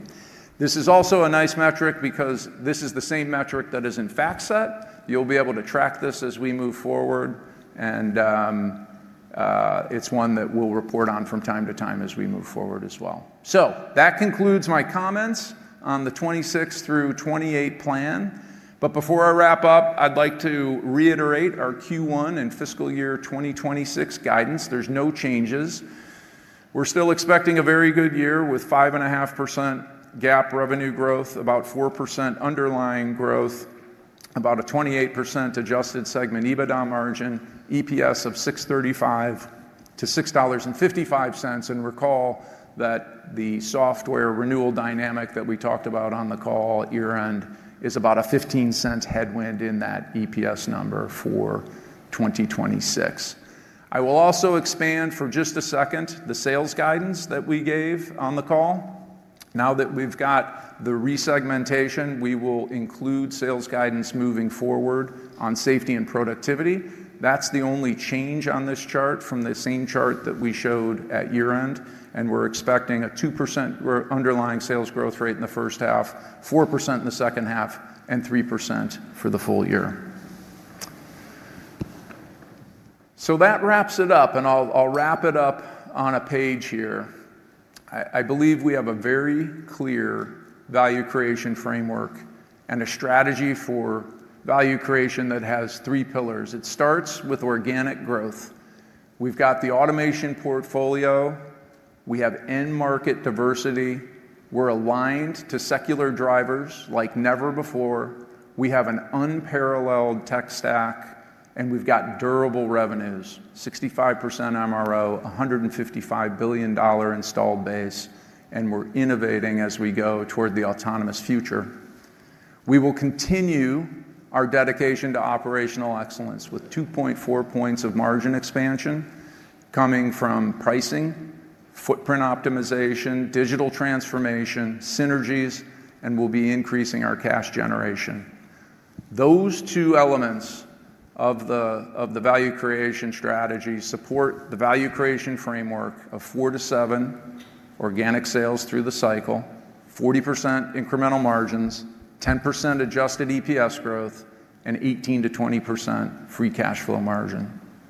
The final element is the capital allocation. We will have a capital allocation that favors shareholders with an expectation of $4 billion in dividends, $6 billion in share repurchases. So one last time, the 2028 targets that we're setting, $21 billion net sales, 30% adjusted segment EBITDA, $8 of adjusted EPS, 20% free cash flow margin, $12 billion of cumulative free cash flow during the period, and the bonus number of $10 billion returned to shareholders over that time. So these are not aspirational targets for us at Emerson. These are the result of our rigorous planning process, and this is what we're going to be laser focused on as we move forward. We believe we've got the right portfolio, the right management system to achieve these targets, and we've built a world-class automation leader. We built the company for performance, we built the company for resilience, and we built the company for long-term value creation for shareholders. So that's all I've got for you. Thank you very much. We are going to take a 15-minute break, so let's try to please get back by 11:20. We're going to set up the stage for Q&A, and we'll look forward to that. Thanks.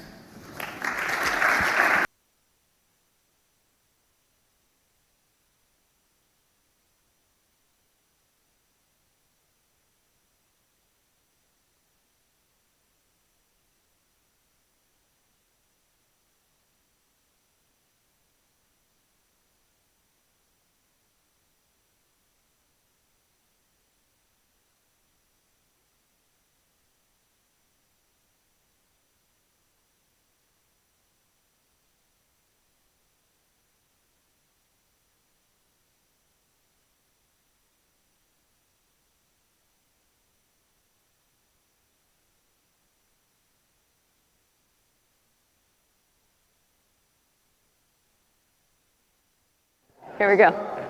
Ransom. Oh, there you go. All right, Colleen. All right. Try to manage mics and everything. Yeah, we're going to do it. So, couple of quick notes. We got Lal, Ram, and Mike up on stage. We're going to take about 30 minutes to answer and any questions y'all have.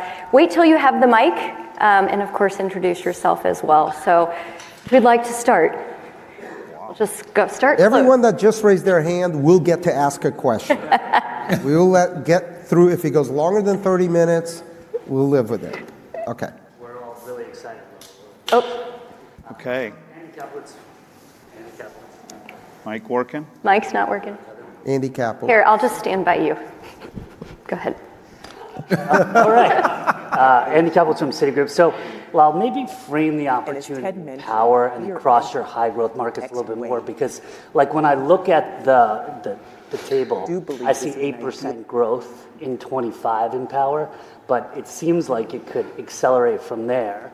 So like if more than 20% of your business are these high growth businesses, you don't need that much growth in the high growth businesses to kind of reach that 4 to 7%. So how do you think about that over the next 3 years?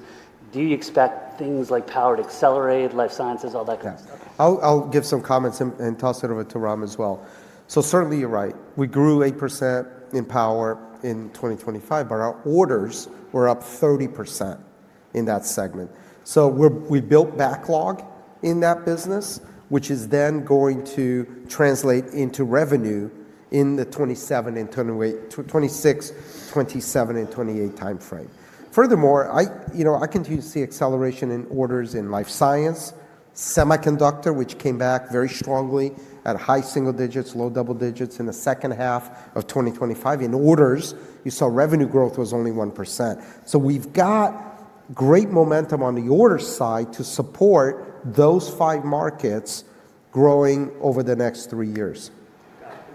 Anything you want to add? Yeah, no, you said it. And then just one follow-up.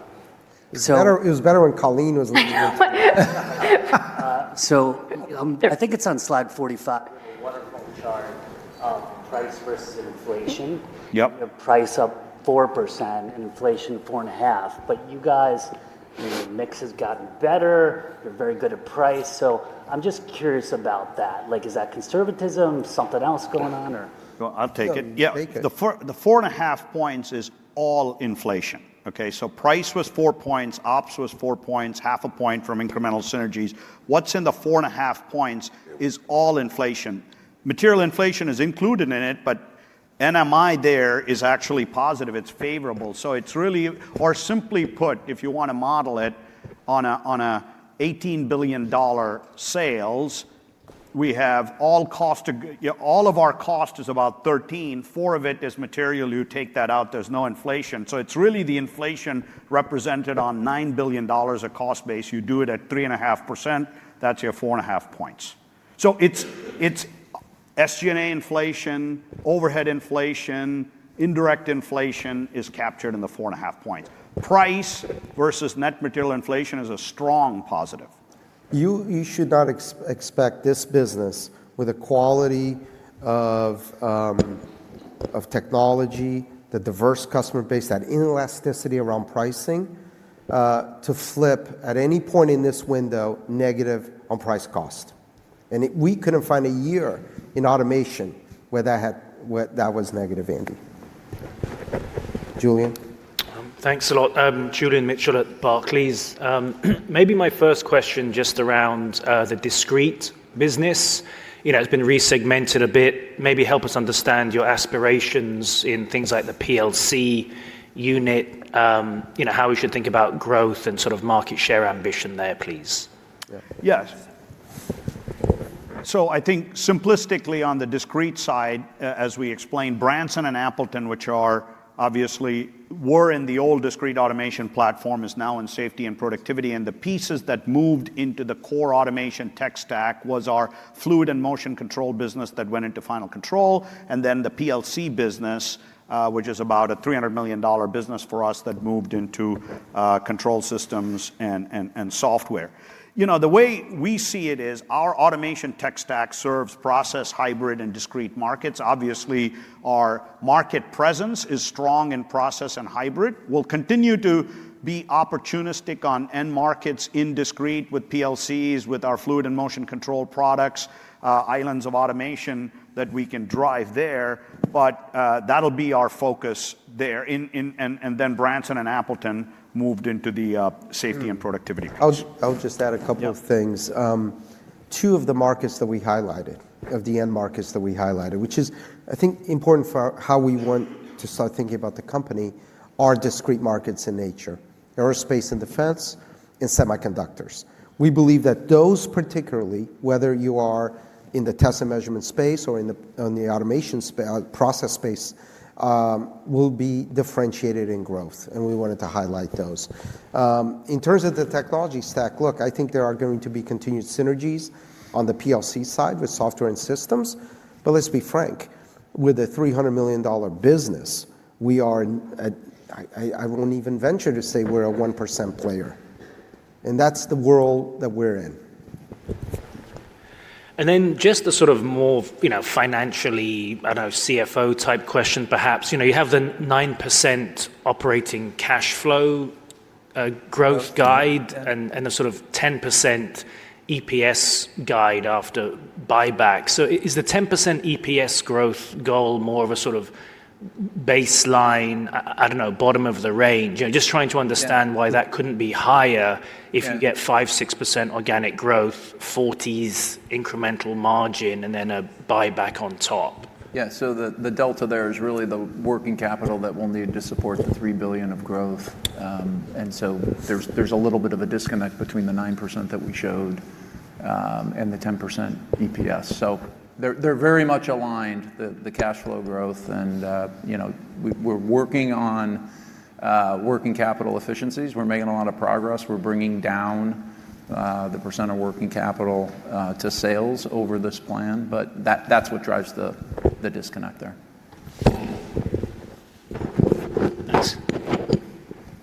Thanks. Makes my hands look bigger. Everything went well until this part. Yeah. Seems to be working. It works now. Is that good? Yeah. All right.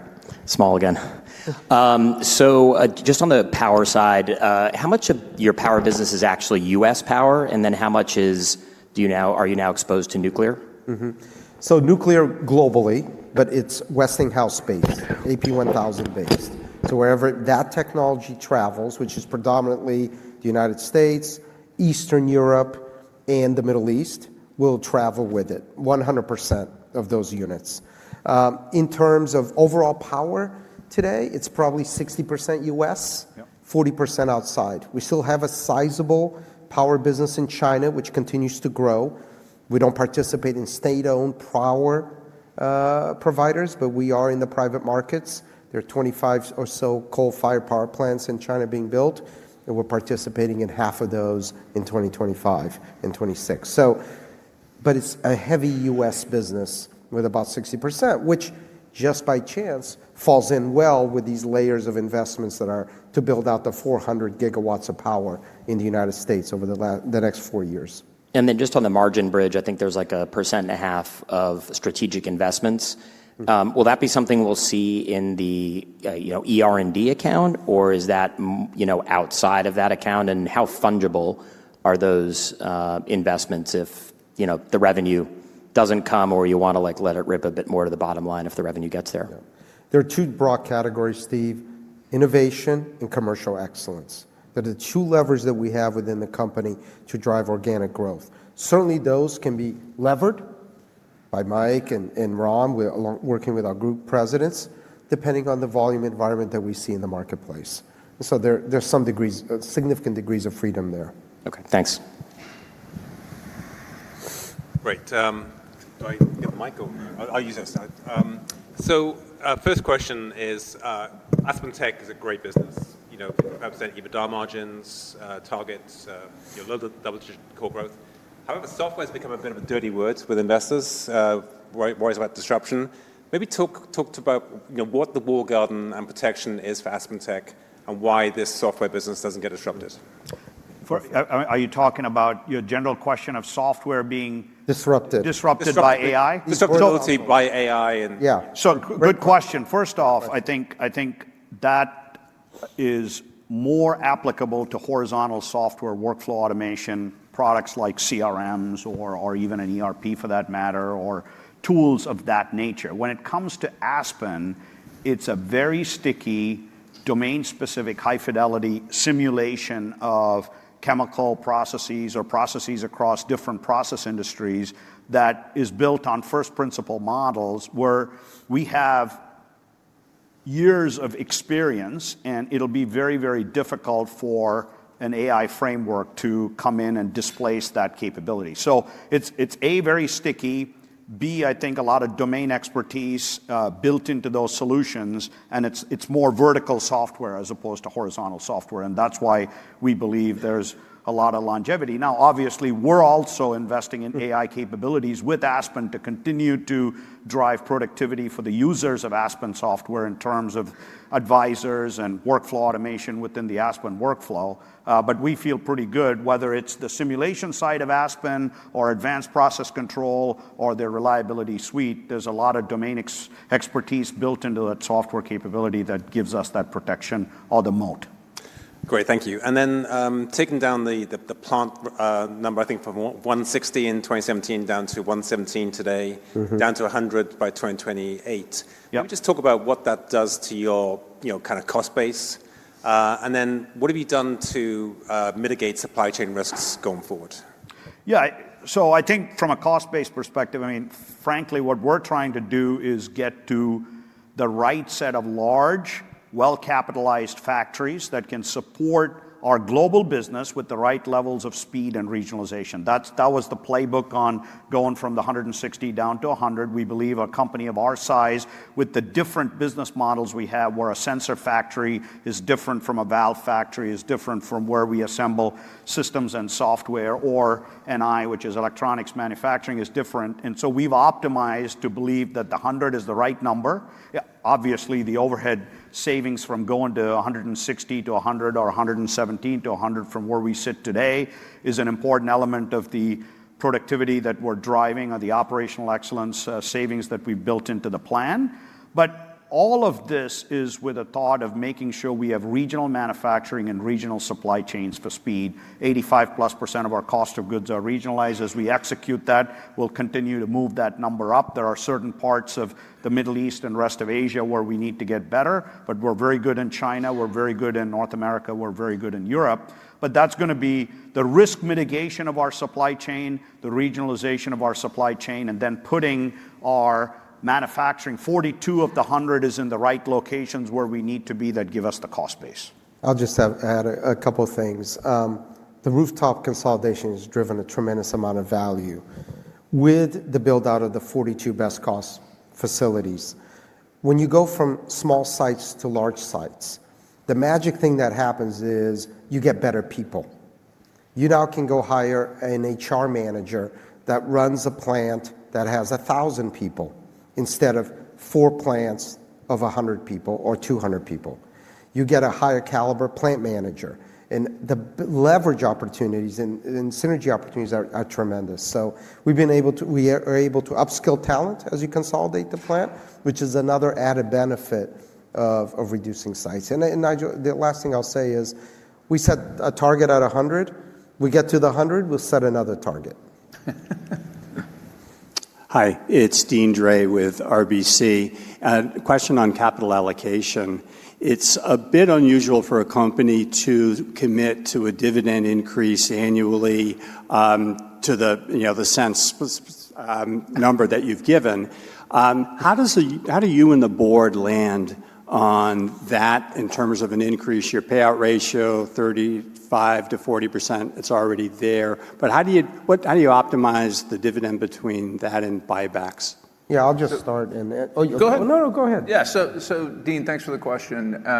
The 10 cent is per year in 27 and 28 is obviously how we built the model. So we wanted to give clarity to everybody how we do that. We had a couple of discussions with the board around dividend policy. We've done various studies that we've talked about.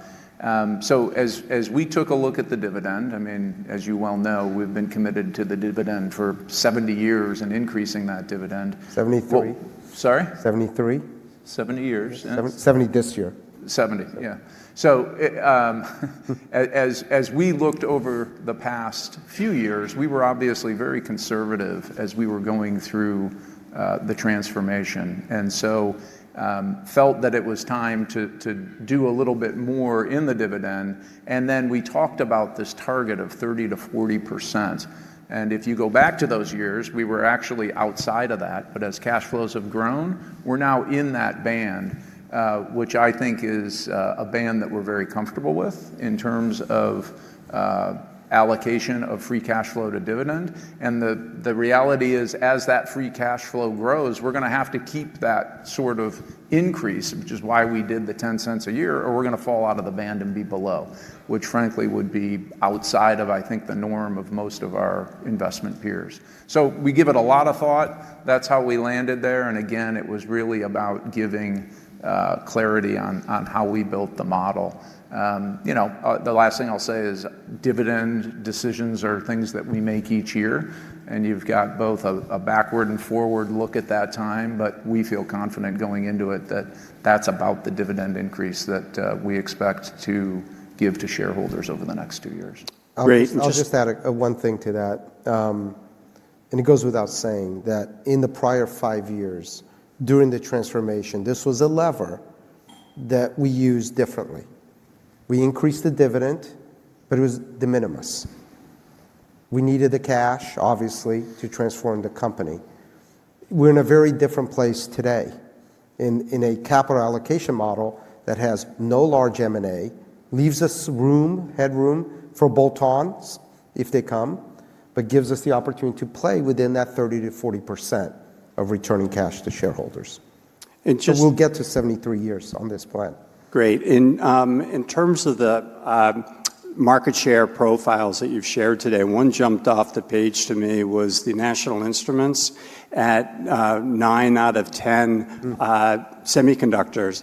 That, just to make sure I understand, how did you inherit those market positions? And the use of the word standardization was interesting because most of NATI is not standardized. It all gets customized. But can you give us some color there in terms of how much customization? And this is all validation testing as well. Just wanted to be clear. Thanks. Correct. Yeah, you said it. I think, first off, yes, we inherited that position when National Instruments came in. National Instruments has obviously been in the semiconductor space for a long time, and you're right. They are in the validation side. When it comes to production testers, which is the CapEx side, it's the likes of Teradyne or Advantest. So they make the ATEs or the end-of-line testing.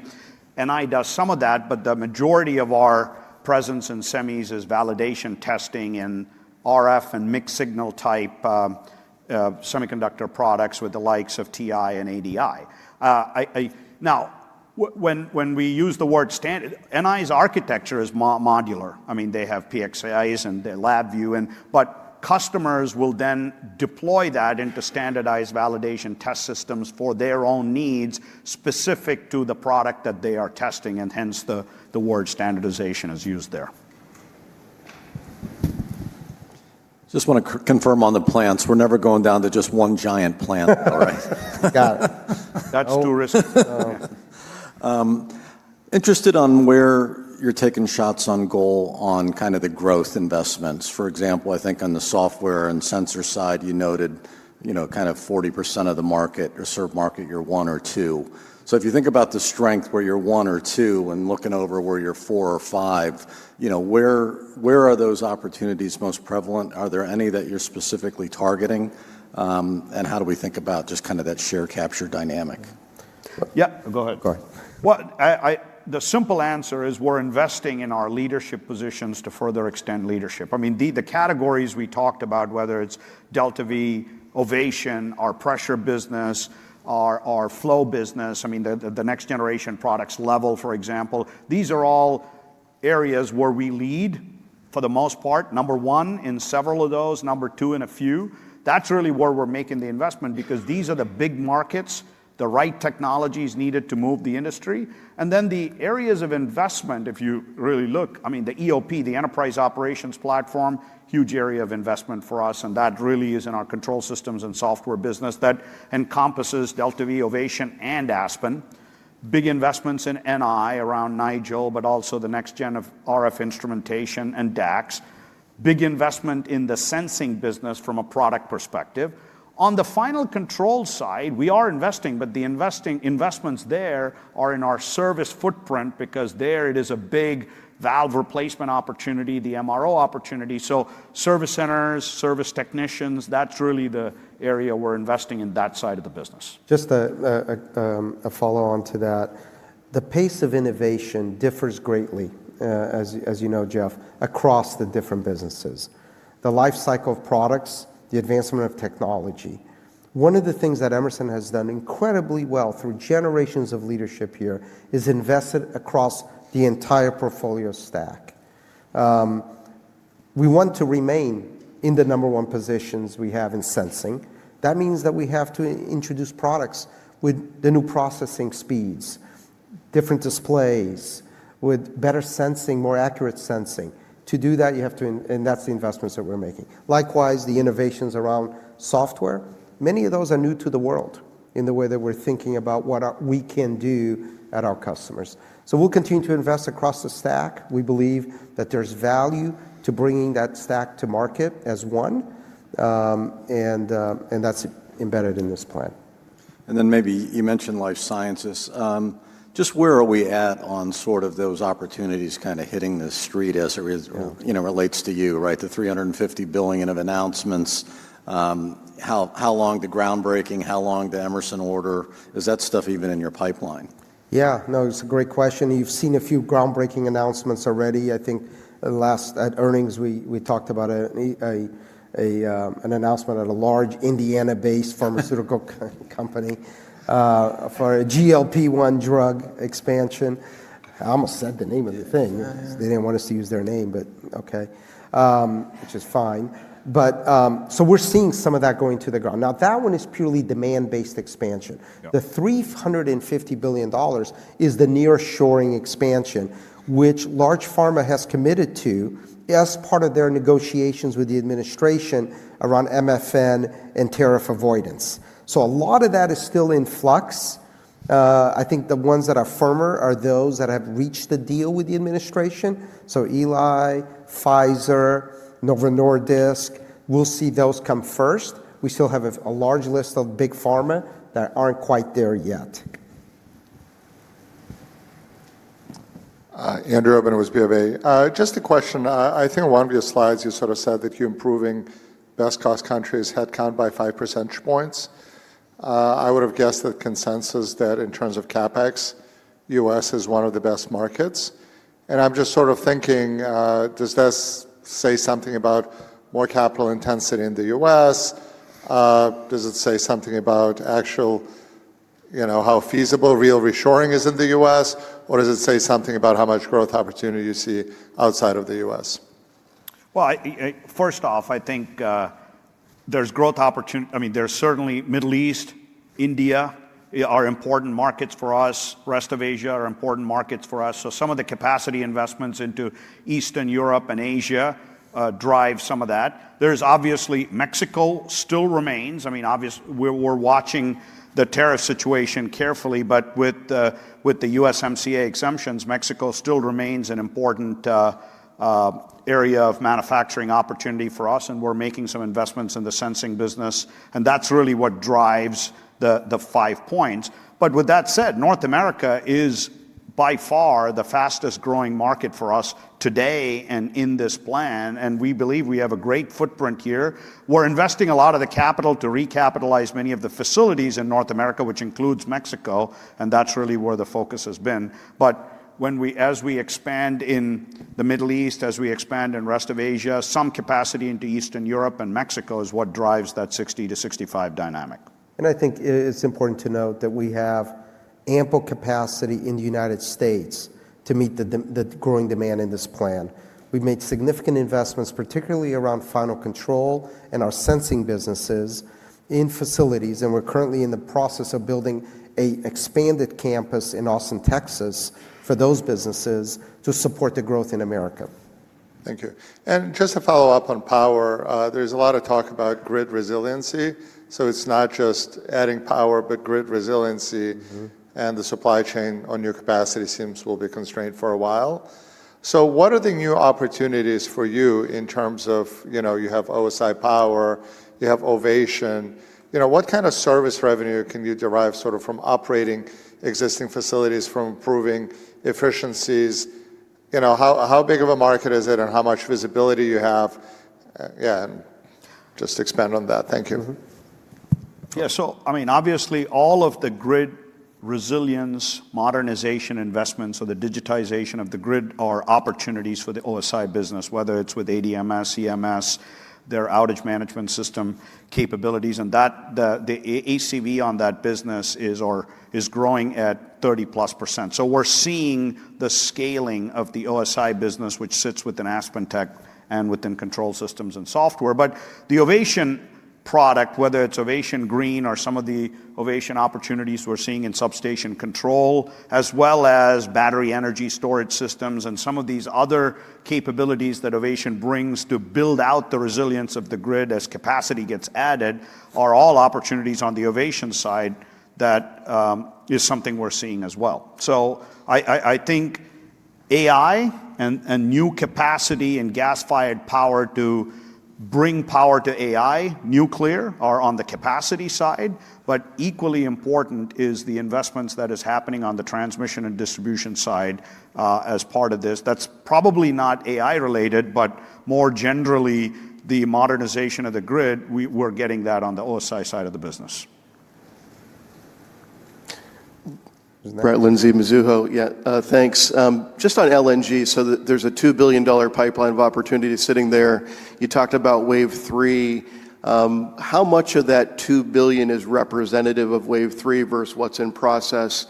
And then when do you think you begin to see some of that Wave 3 begin to convert into orders? So it is converting as we speak. There's probably half of what's in process in that in our backlog. So under construction, awarded, that's in backlog. And then the funnel represents the next 2-3 years of that wave. So as you know, that wave is going to go to 2030. So it's not entirely in the $2 billion. There's probably another $1 to $2 billion in addition to that to complete the wave. Okay, got it. And then just to follow up on the footprint optimization, so the 117 to the 100 sites, is this going to be an announced plan that you'll, restructuring, repositioning? Is this pay as you go? And then are you able to quantify the cost savings there? Yeah, it's pay as you go. We've been paying as you go on a lot of that plan. Certainly not in the early years when we started at 170, nearly 170 post VNC. That was a very specific restructuring plan to reduce rooftops. But this is a pay-as-you-go. The businesses are embedding those plans in their P&Ls, reviewing them with us, and then we're funding the capital to get that done. And there's certainly the savings that you see in the operating margin plan that Ron presented in the operational excellence piece. Hey guys, over here. Hey, Scott. And Dean, get your hand off my leg. Oh, sorry. Can you guys prioritize your M&A, your bolt-on, kind of within the segments? Where do you expect perhaps to be focused? Look, there are two broad categories that I think about. Number one, growth and technology, right? So they've got to be, the bolt-on has to be accretive to growth of the company. We did a lot of work to have an opportunity to grow at 4 to 7% through the cycle. We certainly don't want to go backwards. So growth is critical. But the technology has to be accretive to what we currently bring to the table.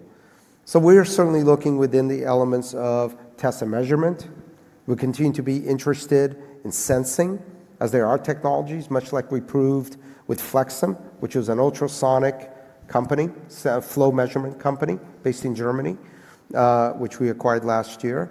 There are opportunities like that in the marketplace, and we'll continue to look. At this point in time, we're always inquisitive. Our business presidents are inquisitive. They understand the market. They have a lot of relationships. So if one of those pops, those are really the priority areas that we think. And then, of course, we think about the software area. The problem with the software area is obviously the valuation around those assets. And we just did a lot in industrial software at this point in time. So in this plan, in that $1 billion of bolt-ons, there isn't any room for large software M&A as we presented it. If you take a step back and look at your deal model for Natty, you're probably below on the revenues, but you've taken a lot of costs out. Where would you be? How far below the deal model would you be on a return perspective right now? We're probably. I'd say we're tracking, Scott.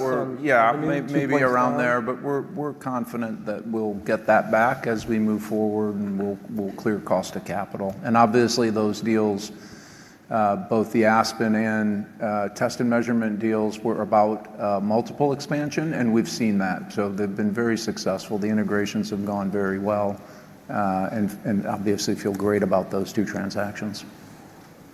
Thanks. It's Andrew Biscaglia here from BNP Paribas.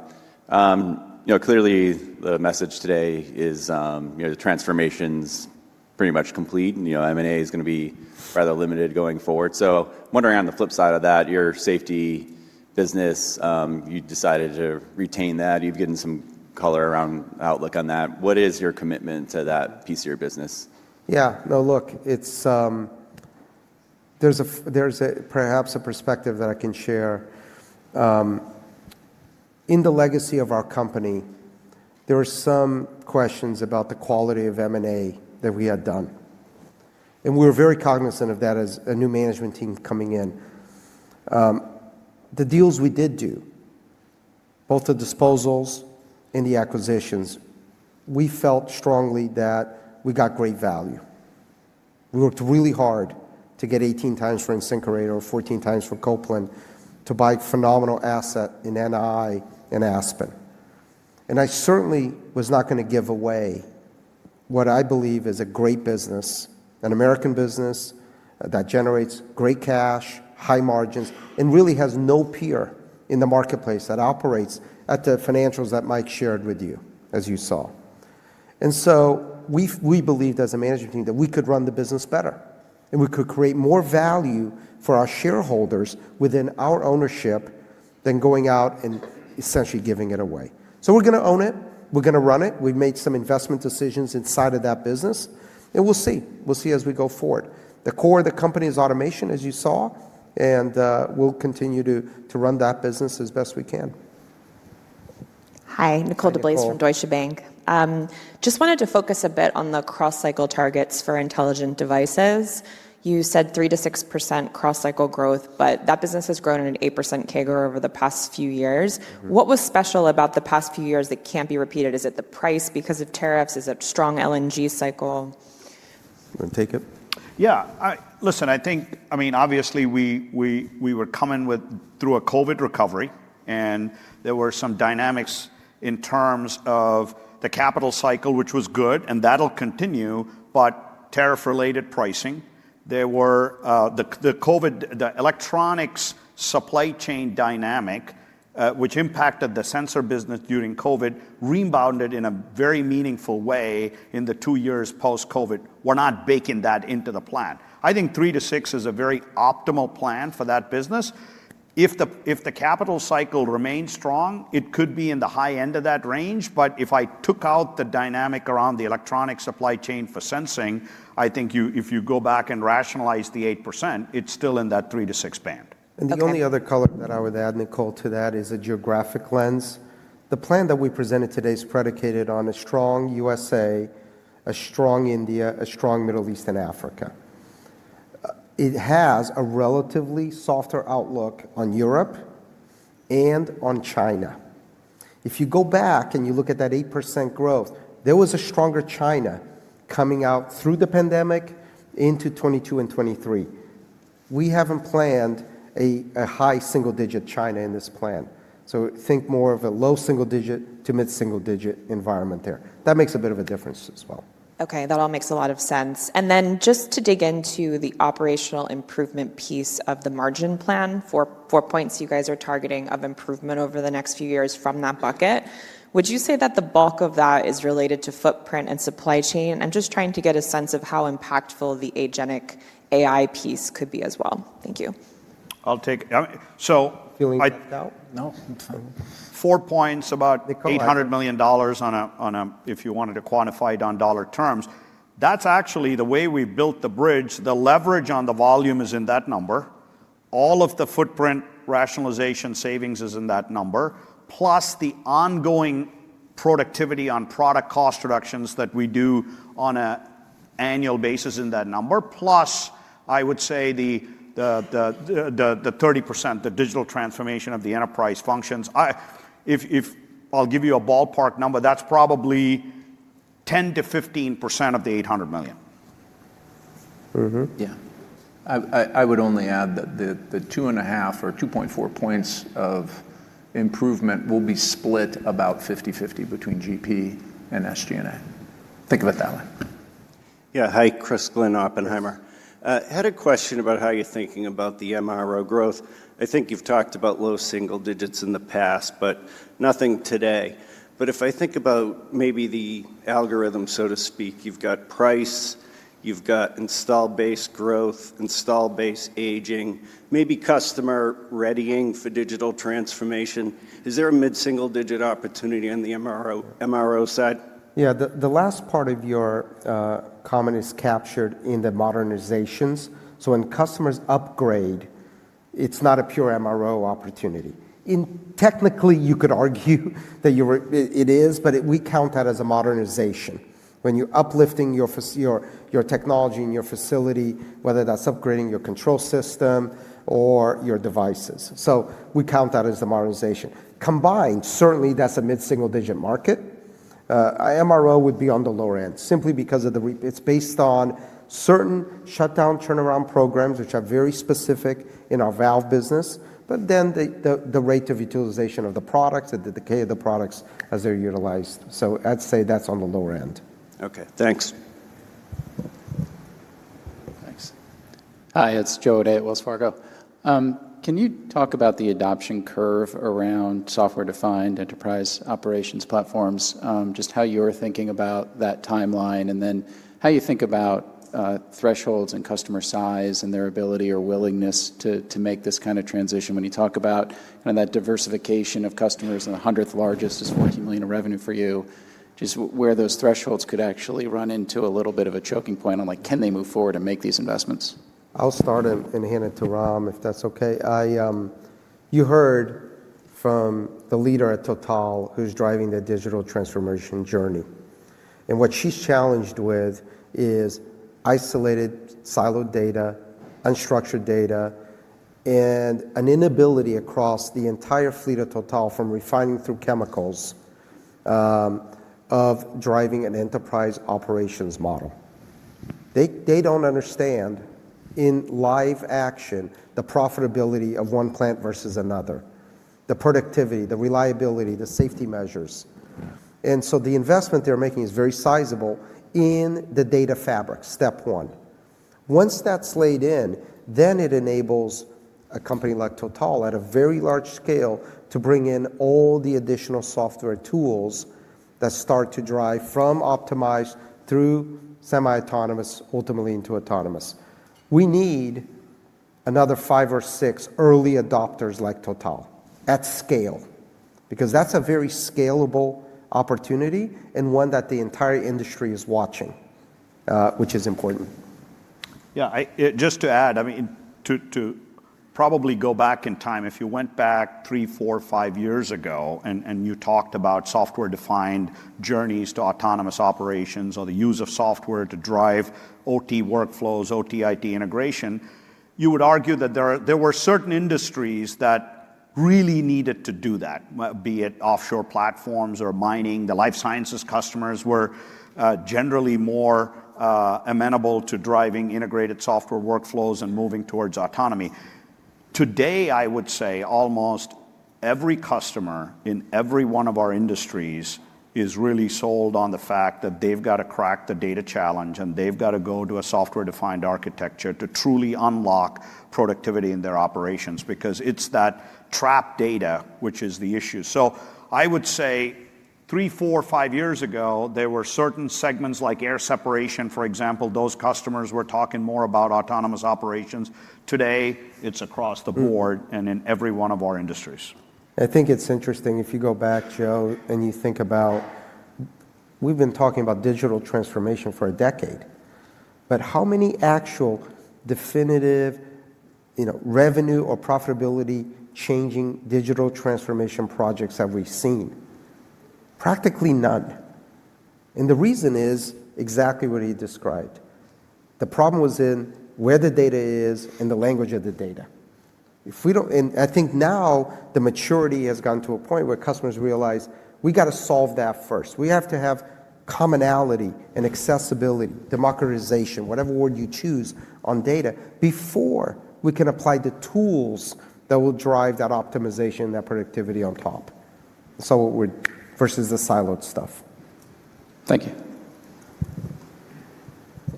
Jairam Nathan with Daiwa. I wanted to understand when you talk about the software growth, in the past you've also talked about how you kind of want to split the DCS revenue between software and hardware. So how much of that is led, and does it require like a change in the contracts, or how much of that is just led by breaking the revenue stream up? Yeah, that's happening. I mean, that is exactly it. There's in that software $2.5 billion, you've got the standalone AspenTech capability, you've got NI obviously, but a lot of the control software, which is a journey we've been driving for the last 3 to 4 years. I referenced a term, softwarization. I'm not quite sure if that's a real term, but that's what we use internally to talk about how we unbundle, unlock software, the DCS software, and price it in a subscription model with our customers. And that's been happening in the last 3 to 4 years in our business, and that'll continue to happen. And particularly as we drive the EOP journey, our control systems business, which has traditionally been 1/3 software, 2/3 hardware and services, will flip to 2/3 software, 1/3 hardware and services, because the EOP will require less services to install and commission, and the hardware intensity with marshalling cabinets and controllers in a traditional DCS architecture will be very different with an EOP. It'll be a server in a hyper-converged environment, and the hardware footprint would be a lot lower, services would be a lot lower, and the value will move towards software, which will be priced in a subscription model. Excellent. Okay, I think everyone that raised their hand got to ask a question, correct? Thank you for your time. Thanks for being with us this morning. We're excited to share this with you, and look forward to seeing you soon. Happy holidays, everyone.